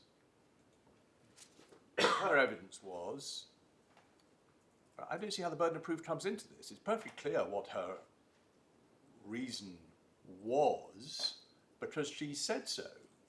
I was worried that she would become a restricted officer, and we've got too many of them already. I'm paraphrasing. There's no doubt what the reason was. This isn't a burden of proof case at all. The question is, how do you characterise that in law? Am I missing something? No, my lord. I don't accept that the reasoning as set out in paragraph 37 of the Employment Tribunal's reasons discloses the facts from which to infer that that initial burden has been proved by the claimant in this case. But it obviously does. Depends what the law is. If what she said, her reasoning was in the areas we've been looking at up to now, perceived discrimination, then she's condemned out of her own mouth. If it wasn't, end of story. in which case I'll need to move on to whether I just, what has been proved at the first instance was that there was a perception of future disability or perception. yes, of but that disability. depends on the legal analysis of what she said. Yes. Yeah. Okay. Yes. Well, in which case it was just a link to Yeah. Okay. the next point. Because it's within that paragraph 37 that the only way the Employment Tribunal felt able to deal with that was to refer to a potential disability. And that reference to a potential disability is not something which we find in law, and was something which I made submissions on to His Honour Judge Richardson, and he met me head on with that point by dealing with paragraph 8 of Schedule 1 to the Equality Act. That wasn't something which had been raised before, but said, is that not sufficient to cover it? And that's indeed something which is contained within His Honour Judge Richardson's judgment, paragraph 21 on page 43 of the core bundle, if your Lordship wishes to look at it. The appellant's submissions on that would be, firstly, this. There were no findings which might sustain a paragraph 8, the use of paragraph 8. And that is because of the wording that is contained within paragraph 8 itself, tab 8, page 81 of the core bundle. It's quoted by Judge Richardson. Do we need any more than that? That's right. I was just going to that. But I've taken your Lordships to the wrong tab. Well, the Employment Tribunal's finding in paragraph 37 was that Chief Inspector Hooper perceived that the claimant had a potential disability and or actual disability. Yes. So he covered both. Well, that's why I had to include ground 2 as the perversity appeal, because there was no basis upon which to find an actual disability. I understand that. No, that's, what I'm saying is the Employment Tribunal wasn't pinning its flag for mast No. potential disability. No. No. So which paragraph But I had to meet potential disability because Yes. I've got perversity on the actual, which I hope to make yes, good. you do have Well- to and or. Yes. Well, just if we can just put the actual to bed, it's a bit ambiguous what Inspector Hooper said. I'm just trying to find the passage that's quoted, which is the key passage in the. Page 81, my lord. Thank you.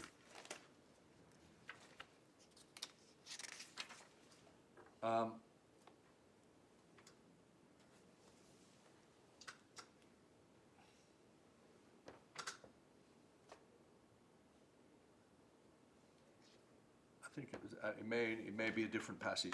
Isn't there a passage which appears to say that from the moment she came to Norfolk, she would be restricted? My lord, that's at odds with the findings at paragraph 34. Which are the findings made in respect of Temporary Chief Inspector Hooper.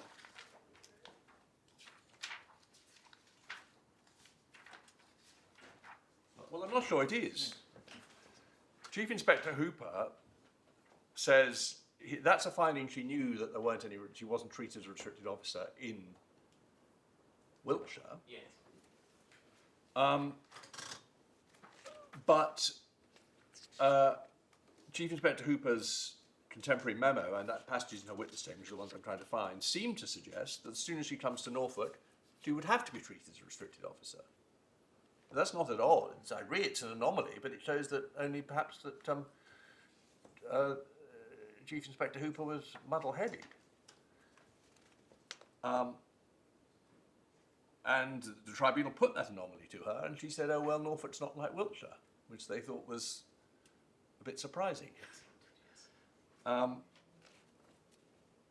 It's annoying I can't find the passage I have in mind. But, Paragraph 20 of her statement, I think, is the one you're thinking of, page 26 of the supplemental finding. thank you.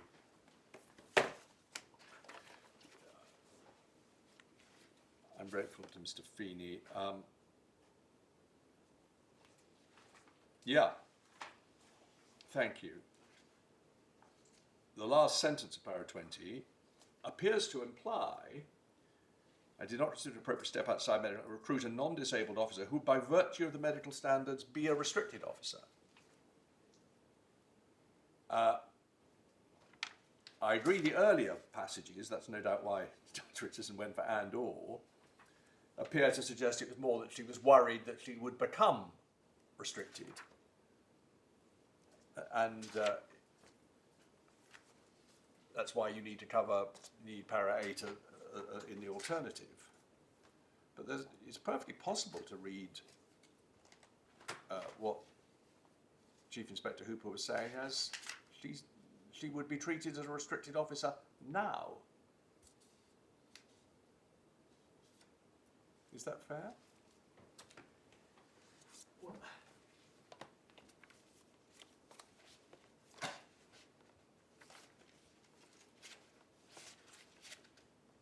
The difficulty one has is that that's not read through into the reasons. So I accept that that is a fair reading of what's set out in the witness statement, but that is not, that doesn't appear to have formed the basis of the reasons, where the stated reasons simply refer to how Chief Inspector Hooper perceived Miss Coffey's abilities to be at that point in time. Well, there's clearly a difficulty. The reasons are not as clearly expressed as they could have been, and Judge Richardson acknowledges that, but he goes to the underlying evidence and, as it were, works out from the underlying evidence what the Employment Tribunal's thinking must have been, or at any rate perhaps should have been. And that's legitimate in a case where the evidence all points one way, isn't it? Well, I still need to deal with the Schedule 8. You do. paragraph I'm sorry. But in Schedule 1. do deal with it. That I think we've probably got as far as we can on that point. But the it's quoted as my Lord Justice Bean said in His Honour Judge Richardson's judgment, so we can go to that. It's page 43 in the core bundle, paragraph 21.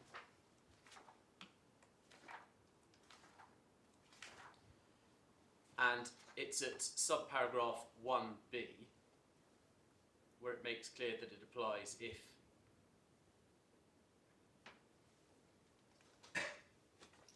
so there must either be a current or past effect on their ability to carry out normal day-to-day activities before paragraph 8 is arguable. And there are no findings of fact within the Employment Tribunal's reasons which disclose that subparagraph 1b has been satisfied.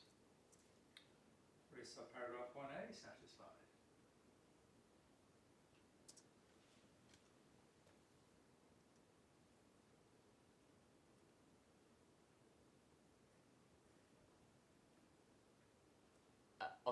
On the respondent's own case at the Employment Tribunal, it couldn't have been, no. No, exactly, on her own case. The opposite case was pleaded. Absolutely. So 1a, this is not a progressive condition case. My Lord's right, I had focused on 1b. What about 2? Is 2 not relevant?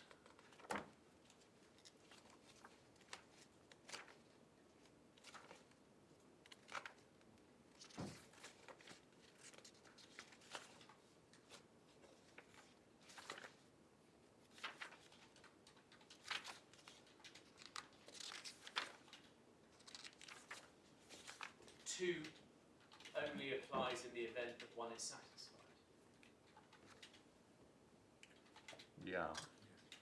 So one doesn't get to the benefit of 2, which is the benefit of the whole paragraph 8, unless one can tick the box at subparagraph 1. I'd focused on 1b, but my Lord Dave's right. That That's very helpful. 1a is also absent as well. Can we just see where that gets us to? Suppose that, in fact, you have somebody who is slightly deaf. It has slight effect on her ability to carry out day-to-day activities, but it's not a substantial adverse effect.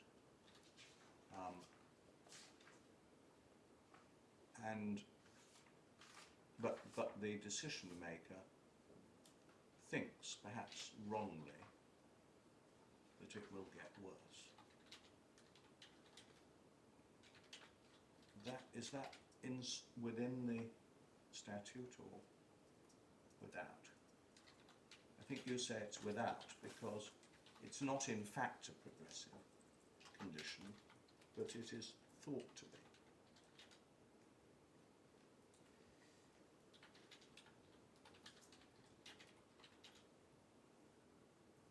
My initial reaction is to say it's without, but I recognise that your lordship may then say, well, does that not rather suggest that perceived, that Mrs. Justice Lane was right, and that perceived disability discrimination doesn't fall within the ambit of section 13, because if it's a perception, then the accuracy of that perception must, so as not to leave it rudderless, must be otiose. So if, to play out your lordship's point, if there is a misperception that the individual has a progressive condition which will have a substantial adverse effect on their daily living, then the concession would have to be, without abandoning the prior concession, that is caught within the Act. So I can see why His Honour Judge Richardson raised the point with me, but my point that I wish to make to your lordships today is that on the findings of fact made by the Employment Tribunal, paragraph 8 just isn't open to the Employment Tribunal, or indeed the Employment Appeals Tribunal, to make the decision survive, to sustain the section 13 point. Would it be different in a case like this if claimant came along with a medical expert opinion that this condition is in fact progressive?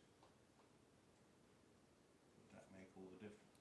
Well, then they are in fact disabled. They wouldn't need to rely upon perception. If they tick the boxes in paragraph 8, the arguments about perception are immaterial. Yes. Because a respondent would then have to concede, subject to the other points about long term, but an argument which would almost certainly flow from an expert. That medical opinion wasn't available to the decision maker at the time. So she says, we don't want you because we think you will, either in the short term or the long term, be unable to carry out the full range of duties. Therefore, you don't get the job. But I think on your argument as to what P has a progressive condition means, if the claimant brings to the Employment Tribunal the opinion of Professor so-and-so saying that in fact this is a progressive condition, it might make all the difference. That is right, and that is what happens in my, I don't know about my learned friend, but that is what happens in my experience. When a claimant is relying upon paragraph 8 of Schedule 1 because they currently have an impairment but it doesn't yet have a substantial adverse effect, what tends to happen is that they argue that it does, they are already disabled, but in the alternative, it's going to deteriorate, and that almost routinely requires medical evidence to be advanced because, as I'll come on to in Mowat Brown in a moment, the burden rests on the claimant to establish that point, that it's going to progress. Coming back to the main point here, if, which you've accepted is Tom and Brown, perception discrimination is covered in principle by 13.1, what that means is that if the employer believes the facts to be facts which would satisfy the definition of discrimination, it doesn't matter that actually they don't. That's why you need perception discrimination. So why does the fact that 8.1a and 8.1b are not satisfy, why does that help you? The point is, if Miss Hollis perceived, sorry, what was her name? Hooper, perceived that it was a progressive condition, perceived that she had some disability now and it was going to, it might get worse, then perception discrimination is made out.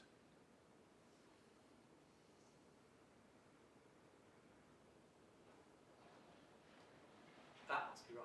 Yes. Yeah. If that is all perceived at that time. I agree. So your point, of course, is it isn't No, perceived, quite. but right, that's fine. Thanks.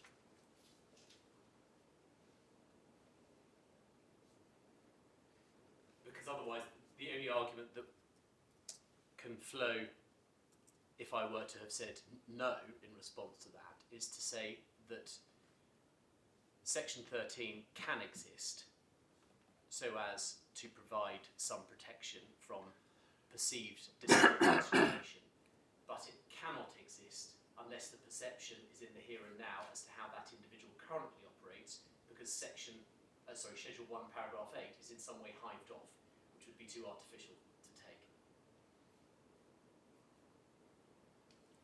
Yeah, thanks. So what you're about to come to, I think, is that taking the evidence as to what Chief Inspector Hooper did perceive, it didn't amount to all the elements of 8.1 and 2. That's right.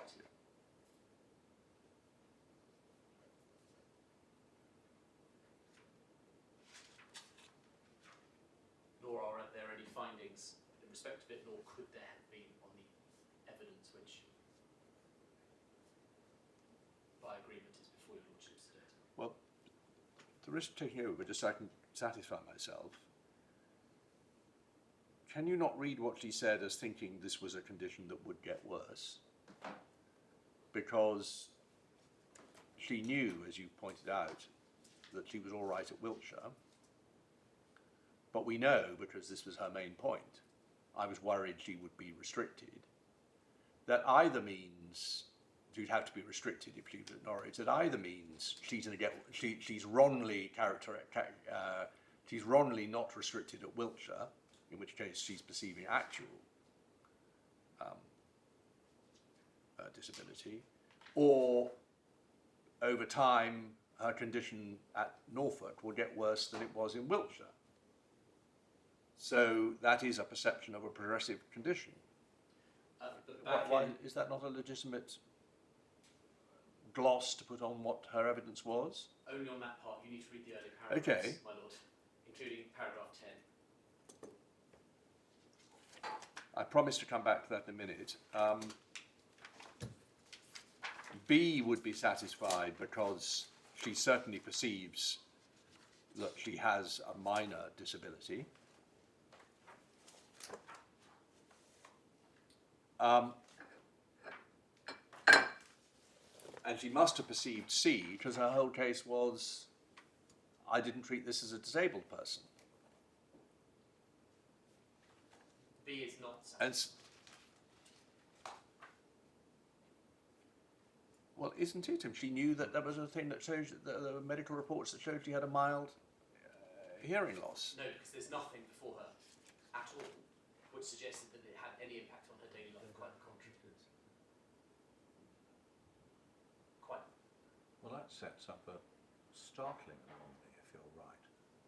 That the decision maker who perceives that you have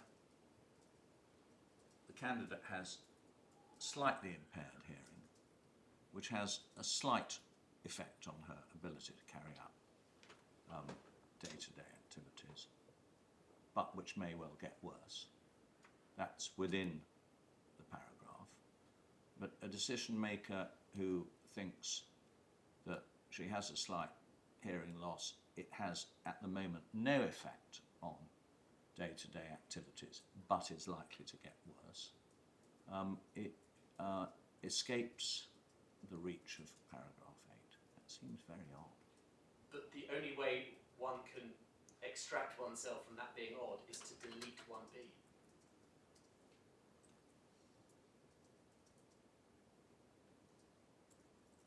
I take the Lordship's point about the difficulty in reconciling the logic between the two, but the only way one does that is by deleting a subparagraph.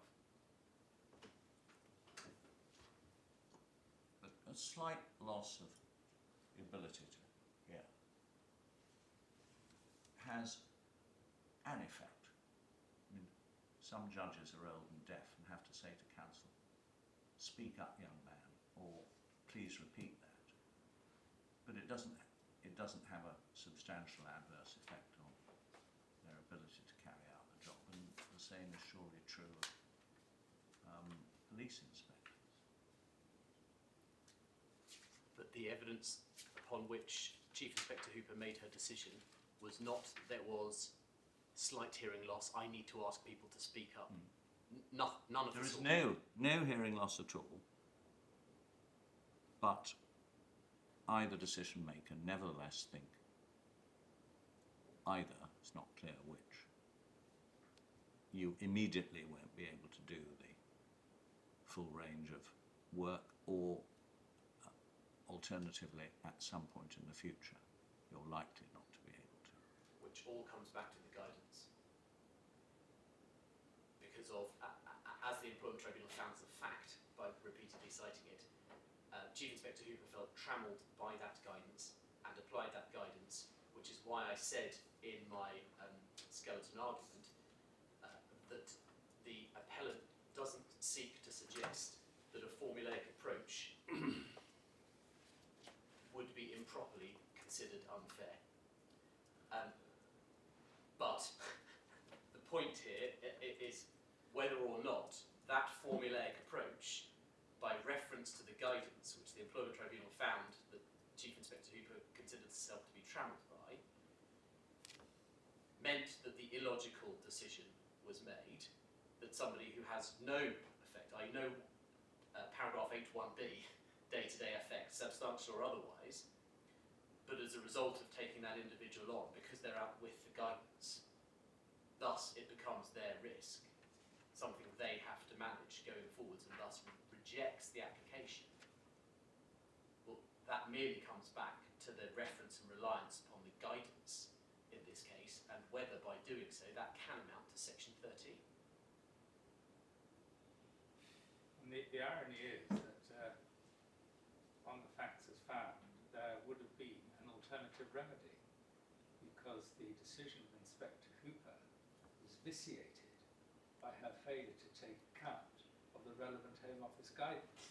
She left out of her consideration a material matter which might well have affected her conclusion. That of itself, by a public law approach, would vitiate the decision. By public law approach, I'd have to defer to your Lordship. It sounds sensible. But I think that if there is that alternative remedy, then I might say that's a further reason not to, as it were, to distort what you would say is the true meaning and effect of employment legislation to achieve a quotes, just close quotes result. Yes, that's right, yes. Because there are other potential remedies available.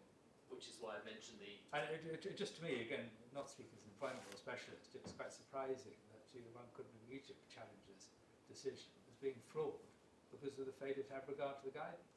That of itself flawed the decision. May still be relevant if compensation is waiting in the wings. It may still be relevant, but I won't go there. I won't go there. All right.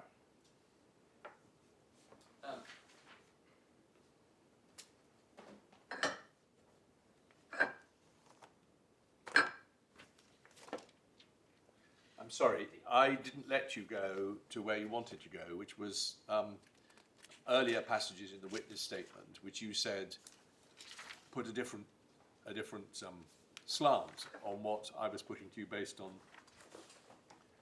the passages we'd seen.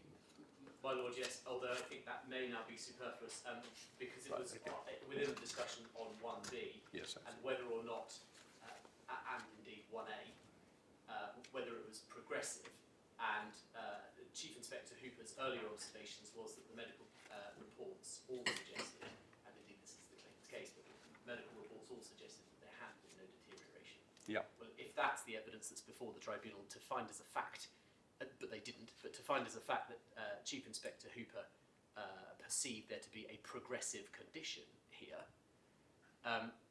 flies in the face of what's on that page of the witness statement. I'm not saying it's not open to them, but they need to make findings on it. We mustn't go over the same point, because you're quite.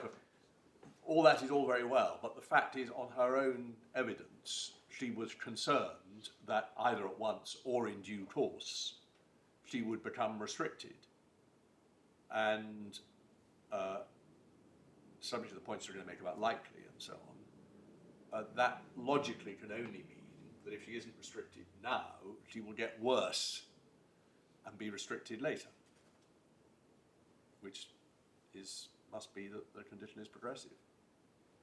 Anyway, So a point open that the Employment Tribunal could have found but didn't.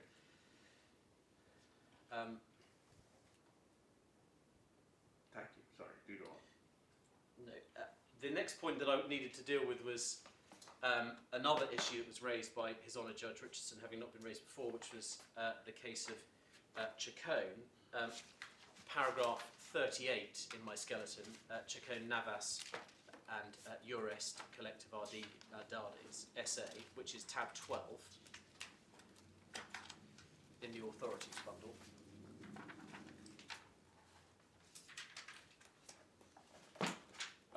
Yes, he actually doesn't he refer to Ring? But they're two. Both. They're two cases saying the same thing, are they?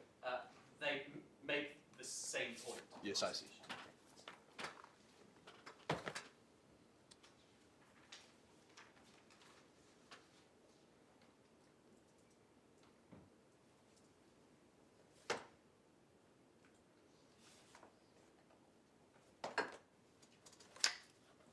Because one of the points that was made to the Employment Appeals Tribunal was that even if there was a perception that Ms. Coffey would need some adjustment immediately or in the future pertaining to either her current level of hearing loss or indeed a future deterioration, that was a finding, but that didn't necessarily equate to substantial adverse effect on daily living. Yes. Because the high standards set by the Home Office within this circular for frontline police officers oughtn't to be read through automatically as being normal daily life. The point that was raised against me by His Honour Judge Richardson was borne out of Chacon and indeed Ring as well. And within Ring, it's on paragraph 43 is the relevant paragraph. Page 203 in the authorities bundle.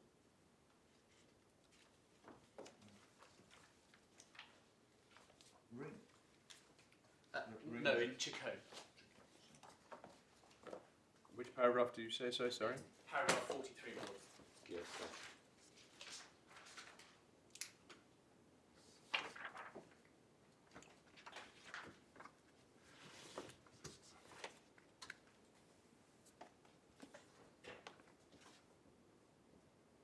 What was the nature of that?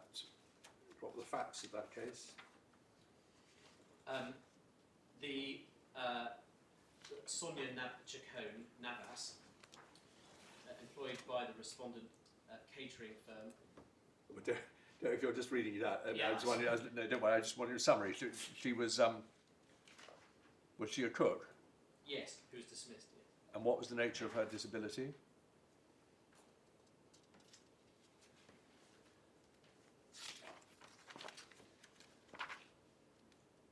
Well, it was argued for dismissal on ground for absence from work due to sickness, and that's not a lawful reason, apparently, I'm fairly sure.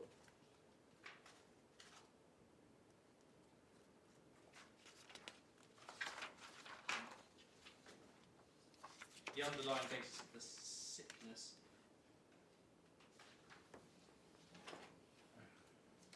I'm not sure we're provided with. Okay. Well, don't worry. It's always just useful to see when you get a rather general observation like that. One wants to see the background against which it was made. But we can read the facts for ourselves. Yeah. So that's Chacon. And Ring, which your lordships will find at tab 24.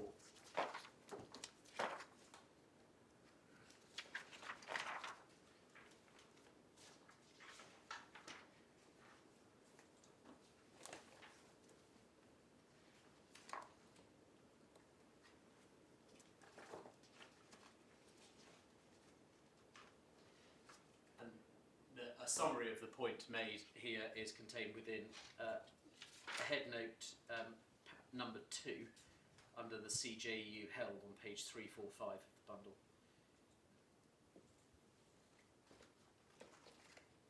So sorry, I was just marking up something, Chacon. Tell me again. On page 345 in the bundle, Yes, thank you. the headline point Yeah, is halfway down the column on the right hand side, number 2. yeah.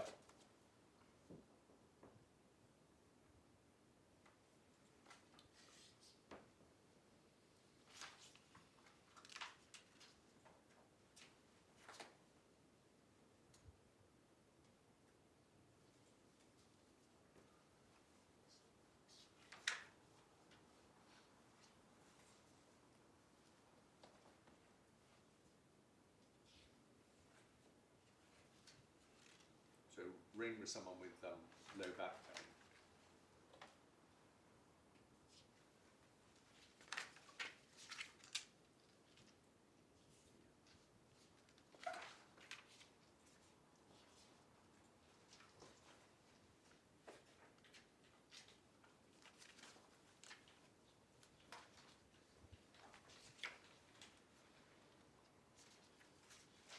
Yes.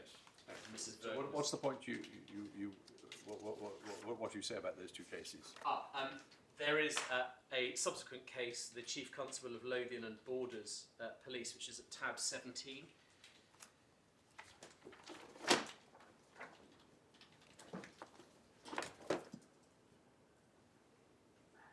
Which here does concern somebody employed in a civilian post within the police who had impaired vision. And then sought to make an application to become an officer, which is termed within the head note as progress in her personal life.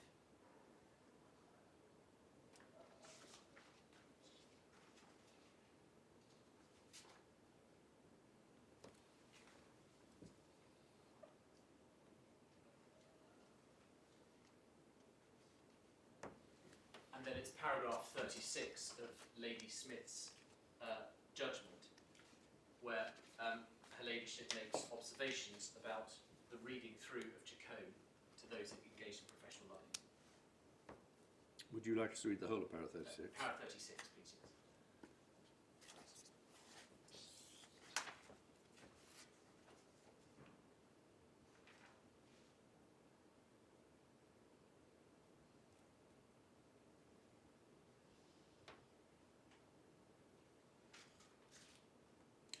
Sorry, so it was a slight. You just help more about how the point arose. If you look at 35, it's common ground that it did have an effect on her normal day-to-day activities. And then the question was, for a reason I haven't quite identified, that it was necessary to discover whether it had a further effect on normal day-to-day activities. How did that arise? If you like.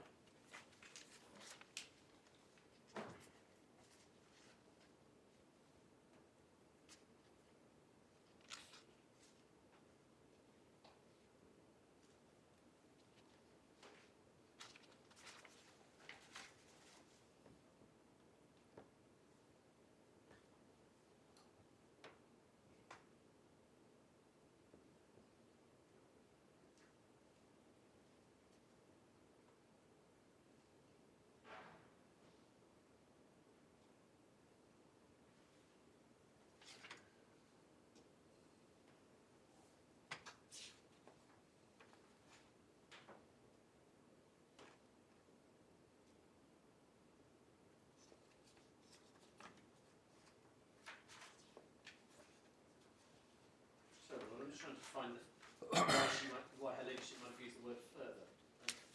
But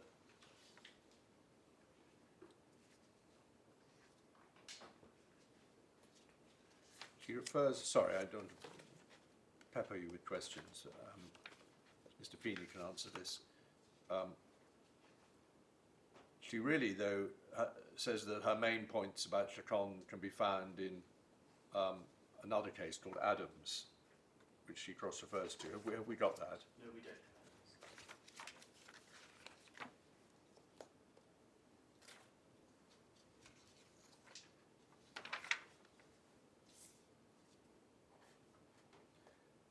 I have no idea, but if you've got time over lunch, you and Mr. Feeney might just see if you can get us a copy of Adams. It may turn out to be irrelevant, but it looks from this as though it might be relevant, because that's where she says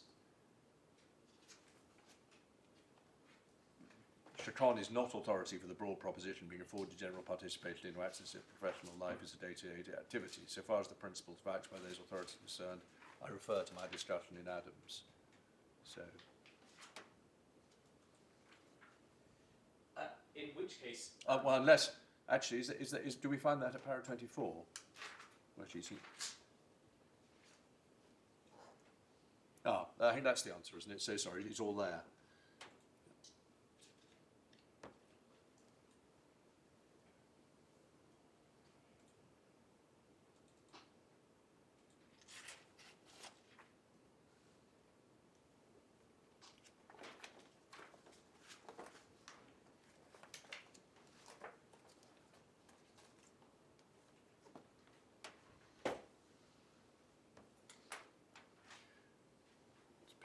Para 20 of her extract really says what she gets out of Chacon.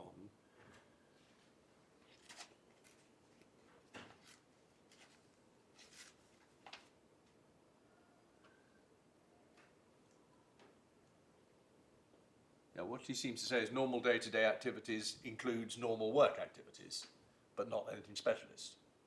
yes. Yes, And I see. The point made in Ring relates to the watchmaker, with the recruitment of fine motor skills.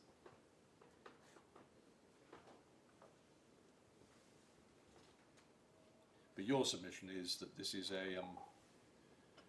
more a watchmaker type of case, that the medical standards of the police are unusually high, and that therefore, is that your point? Yes. So the difficulty that the appellant has in this case is not only that they need to ensure that the medical standards are sufficiently high so as to maintain public confidence, but also that they are presented with this Home Office guidance. And the Home Office guidance doesn't have a force of law, but the Home Office guidance having been issued, then the appellant is entitled to conclude that the parameters have been set at an appropriate level, which may mean that out with those parameters, there might be issues in terms of performance of an officer. Sorry, I don't follow why that helps us with construction of the statute. It doesn't assist you with the construction of the statute. That submission was to draw matters back to the particular use of the reference to Chacon and Ring, which is that any hindrance or participation with professional life would amount to a disability. Well, in circumstances, but for the carve-out of those who work in particularly specialist roles. My point is, to take my Lord Justice Underhill's observation, is that it's the appellant's submission that the appellant doesn't find itself in the ordinary run-of-the-mill employment sphere. It needs to ensure that standards are set at a particular level. So to automatically to conclude on a Chacon or Ring type basis that because one can't be a police officer, that must therefore fulfil the definition of disability, is to ignore the particularly unique role that police officers fulfil.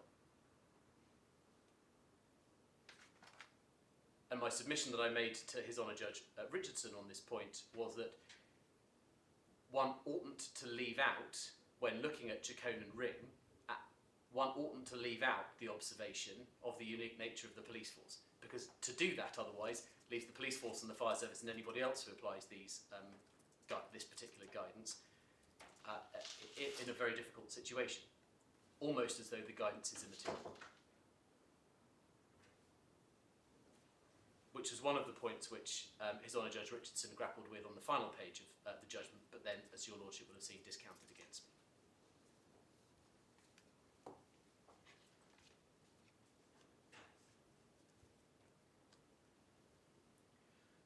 So to conclude on grounds 1 and 2, there should in the appellant submission be no watering down of the requirement on a claimant to show that there is a protected characteristic in play. Have you skipped over likely?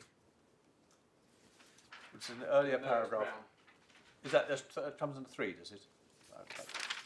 But I thought you deal with likely at 36. Yes, with Mert Brown. Yours.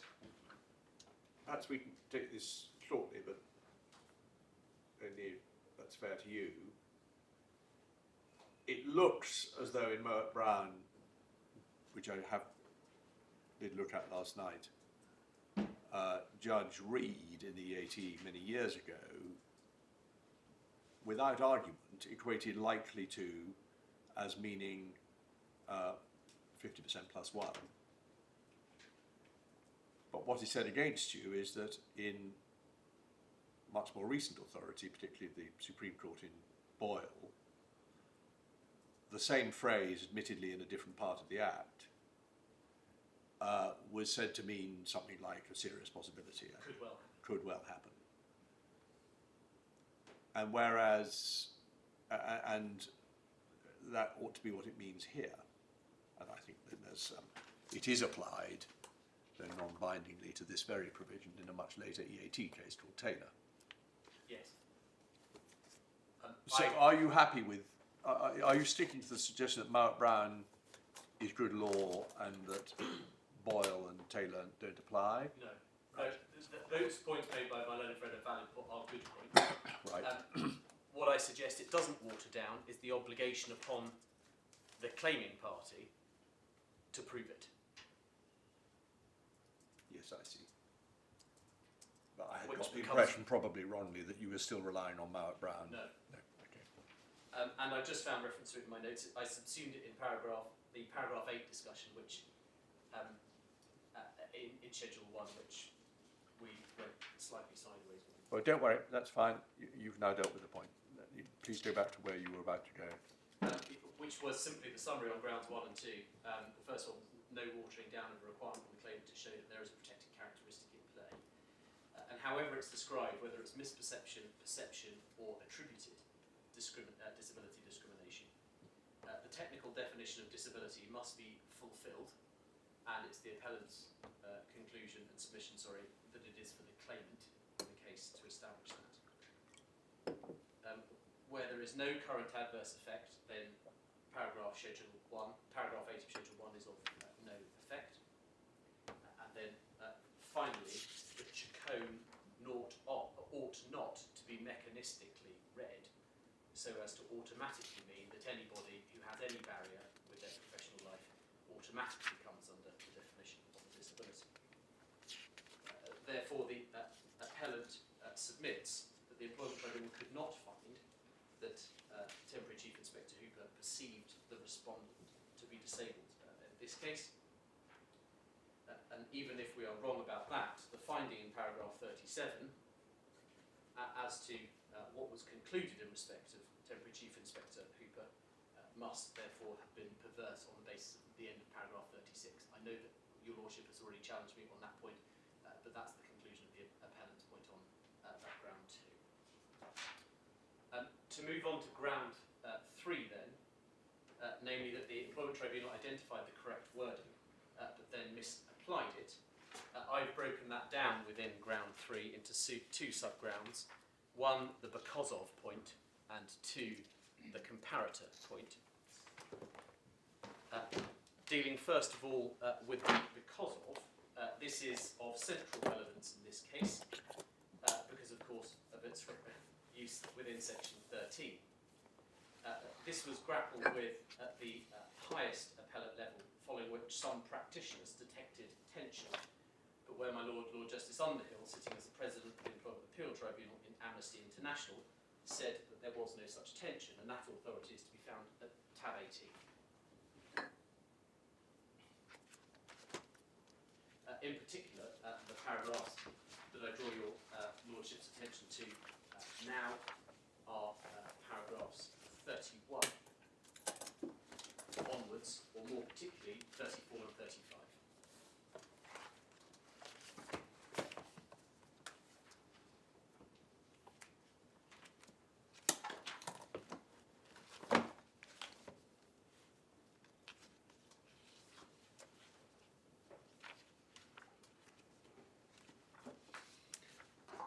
It's the appellant's submission that the case before your Lordships today is not one of the first kind identified there, so it becomes all the more important in our submission to look very carefully at the protected characteristic that has been relied upon, namely disability, which I've already made submissions about. It's paragraph 43 in my skeleton argument, which circles back to what I think might have been an observation by my Lord Davies earlier on, which is that this decision by Temporary Chief Inspector Hooper was never about the fact of disability. Even on the Employment Tribunal's finding, it was about something which may potentially happen or arise in consequence of a perceived disability. So to put it crudely, you say this is a Section 15 case. Yes. There will be other problems about a Section 15 case because the language doesn't allow perceived discrimination. But the kind of discrimination alleged to have been perceived is Section 15 discrimination, not, sorry, I'm putting it badly. But if it's anything, it's Section 15, not Section 13. I don't limit it only to Section 15, I also say Section 19. Yes, I see.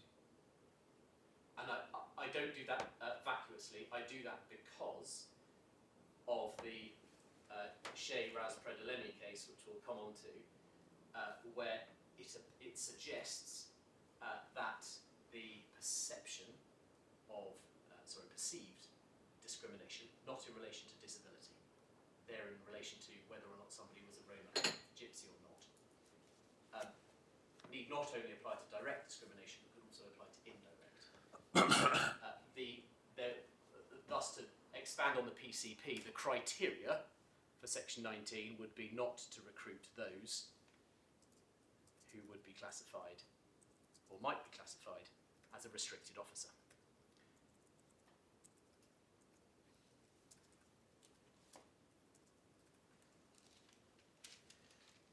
And if I link that back to my opening submissions a couple of hours ago, that was why I made the point about the number of times that the Employment Tribunal referred to Chief Inspector Hooper's fear about adjustments.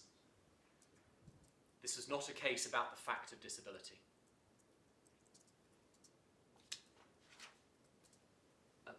I don't propose to repeat where they are in paragraphs 37 and 38, your Lordships. I think we'll have that point.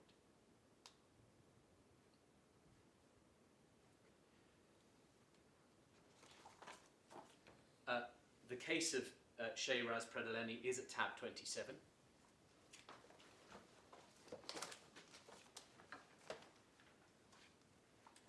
I suspect it isn't Shea, but I suspect it's Ches. I suspect I've also mispronounced the second. I'm sure you have, but I don't think I would do any better. So, The Vice President's Bulgarian is better than mine. touching faith. Anyway, yes. Well, I'm going to call it Ches because I think that's probably what it is. But anyway, yes. I don't know if your Lordships are familiar with this case, but it concerns the height at which electricity meters were placed in a particular region in Bulgaria, and taking the point very quickly, it's on the second page at the top. It was common ground that the practice was engaged in only the Roma districts of various Bulgarian towns. The practice had been established approximately a quarter of a century before. The company contended it had been established in order to combat numerous instances of damage to electricity meters, tampering with them, and unlawful connections to them in the district.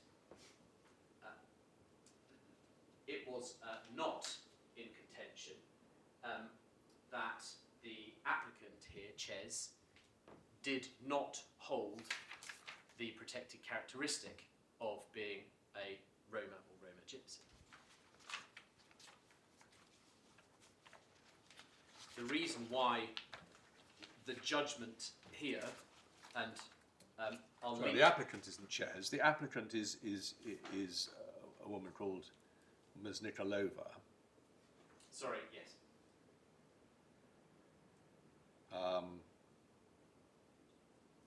And for some reason I don't quite understand why. Oh, I see. Because they were so high, she couldn't check the meters. That's right. Nor could... And they said, well, we had to put them that high because the gypsies That's right. will. Right, I see. Will tamper them. To take the short point before I direct your lordships to the relevant paragraphs, the ruling, of course, comes at the end on page 389 of the authorities bundle, and it's just paragraph 1 of the ruling that I'd ask your lordships to read, please.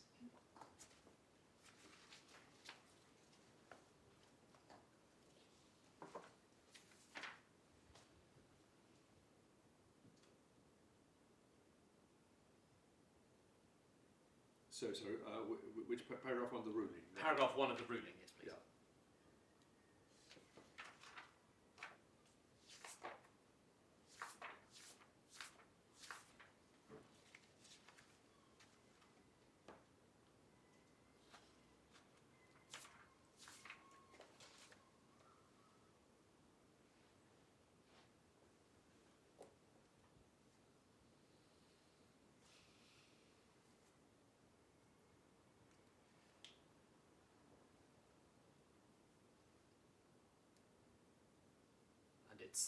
I'm sorry. Yeah. And it's the wording at the end of paragraph 1 of the ruling, which I say is now important as a potential avenue for opening up perceived discrimination beyond just section 13, because it is perceived discrimination, is it? It's sorry, discrimination to those who don't possess the protected characteristic which is being relied upon. a slightly different kind of phenomenon. It's rather like the equal pay phenomenon, where you underpay a predominantly female group of employees, but it's settled law that men who are though exceptionally in that group, can also bring equal pay claims because they're being discriminated against because of a perception that a certain sort of job is women's work. It's not quite the same thing as we're dealing with here, is it? Or is it? Well, I submit it is, because what Miss Nikolova was entitled to do here was to bring a complaint premised upon a protected characteristic, namely that of being a Roma gypsy, when she didn't herself subscribe to that group. And what the end of paragraph ruling does, by virtue of the wording used, where it says less favourable treatment, that's the section 13 language. The reason I mentioned section 19 earlier on, not just section 15, is because it also refers to the particular disadvantage. Yes, I see. Okay, well, that's interesting. Yeah. And the reason why, as I mentioned earlier on, I make reference to this case is because of the fear of your lordships pointing out to the appellant, what are people who are genuinely perceived to have been disabled to do? Are they without any form of recourse if we decide that section 13 is not open to them? My point is that this case always ought to have been the section 15 or section 19 case, and the section 19 case, perceived disability discrimination, appears to have been open to a claimant, to Ms. Coffey, in light of the extension that's set out within CHES.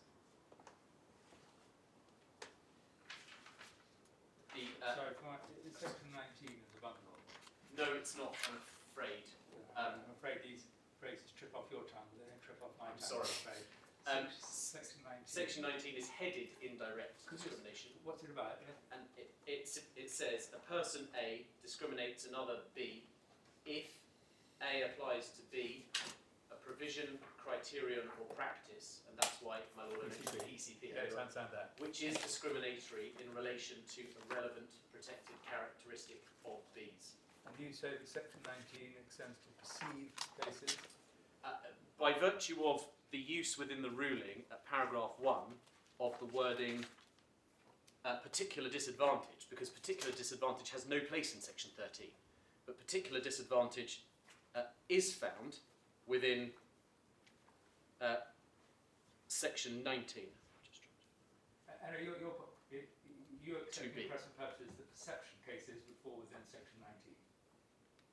Yes. I just wanted to... Yes. And you don't really need it. It's to ward off an argument which I'm not sure would ever be very intellectually pure, but you might be worried away with us that if they haven't got a remedy under section 13, it's wrong that they shouldn't have some other remedy. Yes. Which was raised with previously. Now, how are we doing? It's very, very standard and in no way a criticism of you that the person going first tends to take longer, but we will need to hear from Mr. Feeney fairly soon. How much longer are you going to be? I think 20 minutes. That should be all right, Mr. Feeney. The ground's been largely covered, hasn't it? Yes, no. Well, it isn't actually quite 1 o'clock, but have you... I'm moving on to comparator, the second of the sub-ground within number 3. So it's the only other sub-ground. Well, let's take a break now and come back at 2 o'clock prompt.